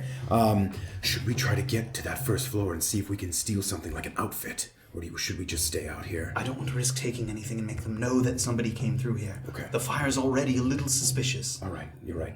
Maybe we can just get a little bit closer. And Jillian kind of waits for a moment, and he goes in for another smash, and the two of you, give me a stealth check with advantage. Stealth check. Yeah, I mean... 19. 19, great. Nice. So you and Jillian, This you basically make your way up to... Stealthiest Goliath there ever was. Seriously, no. You guys make your way up to this kind of area. There's a Goliath squatting by the side of the road. There's a Goliath squatting by the side of the road. Look at that squatting Goliath. So, Oh, good times. Second floor, looking around. That was only Simpler about a week times. ago, yeah. Staircase. So, Erland checks around. 21. Where's the first place you look? There's sort of the desk, there's the bookshelves, and the little games area over to the side. Where you look first. The first thing, oh man, that desk that he was at was by the window. So No, he was not at the games desk. no, his working Yes, desk was his by the working window. desk. That's Yep. the first place I'm going to Great. look. So you head over to the desk, and there appear to be a number of blueprints on the desk. At first, kind of outlining structures that you're already aware of. It looks like this building, the building on the other side. You can see that it's kind of one floor, and there's a little thing marked on it that looks like kind of a ladder symbol or something that seems like it's headed down, as Jillian kind of told you. Oh, on the other... Yeah, the other okay. building. And there's sort of a diagram of the catwalk. You can see kind of the mechanisms of the sliding wood panels that move up and down. But in addition to that, there does appear to be a couple papers that seem to have the basic look of plans to add additional structures somewhere around the lake. There's kind of a diagram of the lake, and you can see where the two structures are that you're near. Yeah. And then on the other end of the lake, it seems like there's no detail, but it seems like there's kind of rectangles and outlines and things that maybe plans to add additional structures at some point. Okay. So you see that on the desk, and that's what he seemed to be working on at the moment. Okay, if that's by the window, can I take a look out to see if the guy's still kicking away? He seems to be still dealing with it at the moment. Yeah. Okay, can I see where the guy's doing over there? Yeah, so you kind of run over and peek out the window slightly, and it seems like he's just about to make the turn. All right, we're gonna get away from that window. Sure. And let's go. I guess getting away from that window, can I? The bookshelf you said is by the rug? The bookshelf was kind of near the desk that you were just at. Yeah, it's pretty close by. Great, let's just take a look through the bookshelf. Great, give me an investigation check. So you're quickly flipping through some of these books. That's not one. Not one. So it looks like it's almost entirely logs. I mean, you take one out and you kind of flip through it really quick. There's sort of names and times of when soldiers were assigned to maybe watch the catwalk, come up and check, make everything. There doesn't seem to be any like works of fiction or anything like that. It's just purely sort of academic, or not even academic, sort of clerical logs. For safety here, Erland's going to drop down to the floor, hoping that guy won't see him. Yep. And I'm going to go over to the rug, sort of see what kind of animal it is, and maybe even look under it a little bit. It seems like it might be kind of like a leopard fur. Okay. And you pick it up and there's just wood underneath. There's nothing underneath. Okay, and so we're going to shimmy. If I go over to that other games table, is that in view of the window that guy would be? No, that's the far window, so that's like over Okay, there. great. So now let's check out the games table. Great, so you go over to the table. 7 chess pieces. And near the sort of table where there is sort of a basic Getting mundane excited. chess set, there is a piece of parchment there that you spotted very quickly when you came up the stairs. And it looks like the supervisor has been attempting to invent some games of his own to ale his boredom. There's a number of things kind of written on the thing, and some of them are crossed out. It says like solo poker, crossed out, scribble. Another one called chess toss, and another one called window sand. And it seems like he started to write the rules to these made-up games kind of on the table by the Sad window. and charming at the same time. No fancy chess pieces? No. Lonely man's checkers. Okay. And nothing else in the room seems... Window sand's very hot in anti-zoo. Window sands? It's a big deal. Okay, so nothing else in the room to sort of check That's all out. that you see. So, gonna signal to Orba now. I also want to leave everything exactly as Sure, found. yeah. Signal to Orba to like come upstairs, but like quietly. Okay.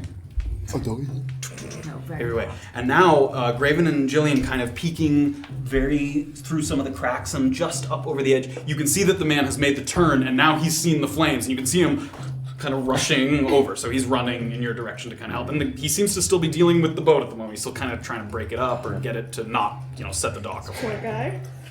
So you guys head up to the 3rd floor. Yep. Again, quietly, in case anyone's in there. Give me stealth checks. Nat 20, baby! 22. Wow. Orba floats up. So you guys do it very quietly and slowly. And again, it's hard to get sound because of the sound of the waterfall.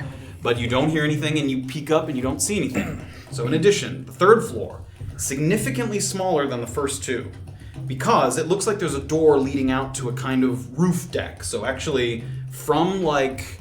I don't really have something over. From like here over is actually uncovered. It's outside. Okay. So this portion here is room, and this is like a roof deck. Is that the sort of patio that we saw from outside? So yes, so there's like an outdoor patio, and then it does kind of loop around on 2 sides. Oh, okay. And that would be those 2 sides there. This side and that side. Great, this great, one great. does not have a balcony on that back side. And the patio, what kind of a railing does it have? Is it see-through in any way? Like, is Yeah, it gated? looks like a wooden banister with some Okay, sort of so yes. There's got you it. couldn't duck under it to hide. Right. And is there a window looking out onto this sort of roof deck? Yes. Yeah. Okay. Mm-hmm. So you see that it's significantly smaller with the kind of railing. And the cramped indoor space is a very bare bones living quarters. You can see a wooden bed frame with a lumpy looking mattress. It is raised off of the floor. It's not lying on the floor. Good to know. There's a wardrobe. Nice. There is a bedside table, and it looks like there's a trunk that has a lock on it. And there's some things around the room. There's an unlit lantern. There's an empty mug kind of resting on the trunk. There's some personal effects around the room. It looks like there's a small framed portrait of a young woman.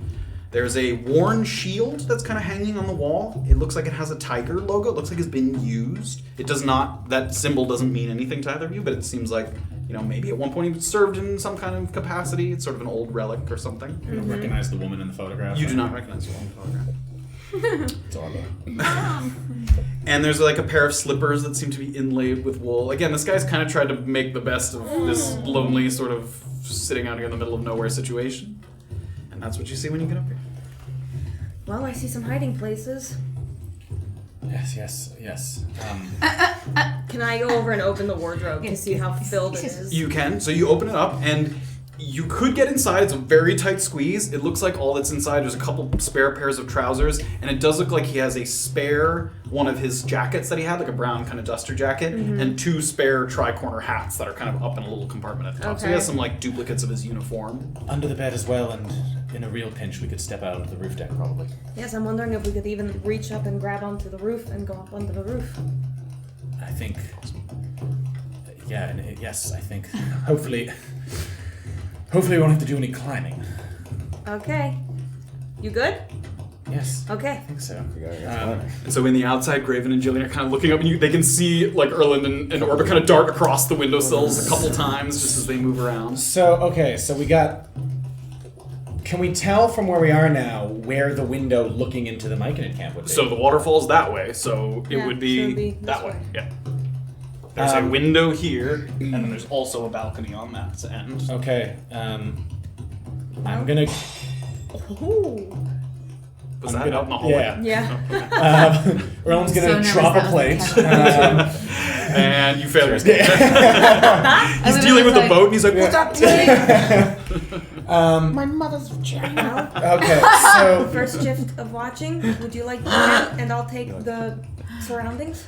yes, take a look around the room a little bit as well. While you watch the camp? Yes, I think so. So Erland sort of heads over to the look window, at the camp. kind of peeks out, and Orba's kind of moving a few things around the room, and that's where we're gonna.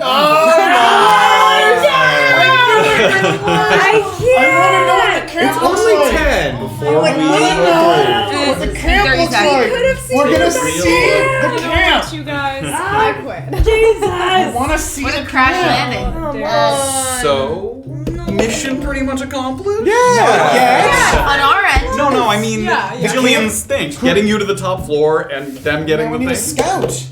Oh, brother. I used Animus already. Nicely done. That comes back to a short rest, though, not a long rest. Yeah, I know. Yeah, hush. Yeah, come on. You might have time to short rest if you're already done. I've already used Whoa, I don't 1/6 know. of my magical abilities. Oh, You Like- I just want a description of the camp. So before we get into the camp Oh itself, my god, I have to wait another We will wait. freaking Honestly, week. we'll never I forget. think Thank that you, was guys. enough to level up, right? That was enough success. You guys, Yeah. everyone in the chat, if you want to. I want to get us to level 4. Subscribe. We're leveling. That's like, shut up. thank you guys so much for joining us, Thank you. as always. Yeah. Hey, what a fun chat Such a tonight. pleasure. Yeah. The chat's nice. active. I'm Yeah. keeping an eye, but Yeah, it's been great. please come chat, hang out. We'll be Jade, here you did a lot of bits tonight. Thank you, buddy. That was very Yeah, nice. Thank you so so like much. every 20 we rolled. Yeah, every 20, which was a lot. There was a lot of There's that a lot of 20s. 20s, man. Just siphoning See, that bear bits died out for a of good Jade. cause. Right. Oh my god. Yeah, so thank you so much. And again, anybody who qualifies for the guest book, please familiarize yourself. Submit us. Yeah, look at the little message. description below the video. It talks about the guest book. You'll see it play at the end of the stream. We'll pick it up next week here, same time, 7 o'clock Sunday. And we will scout This that camp. Scout! And the curtain goes aside, and everyone in the camp is. All high on Myconid. Oh, like the lemonade. Thank you so much, guys. We'll see you next week. Oh, see you next week, guys. Have a good night. Happy Valentine's Day. Yeah, spread the love. Hey.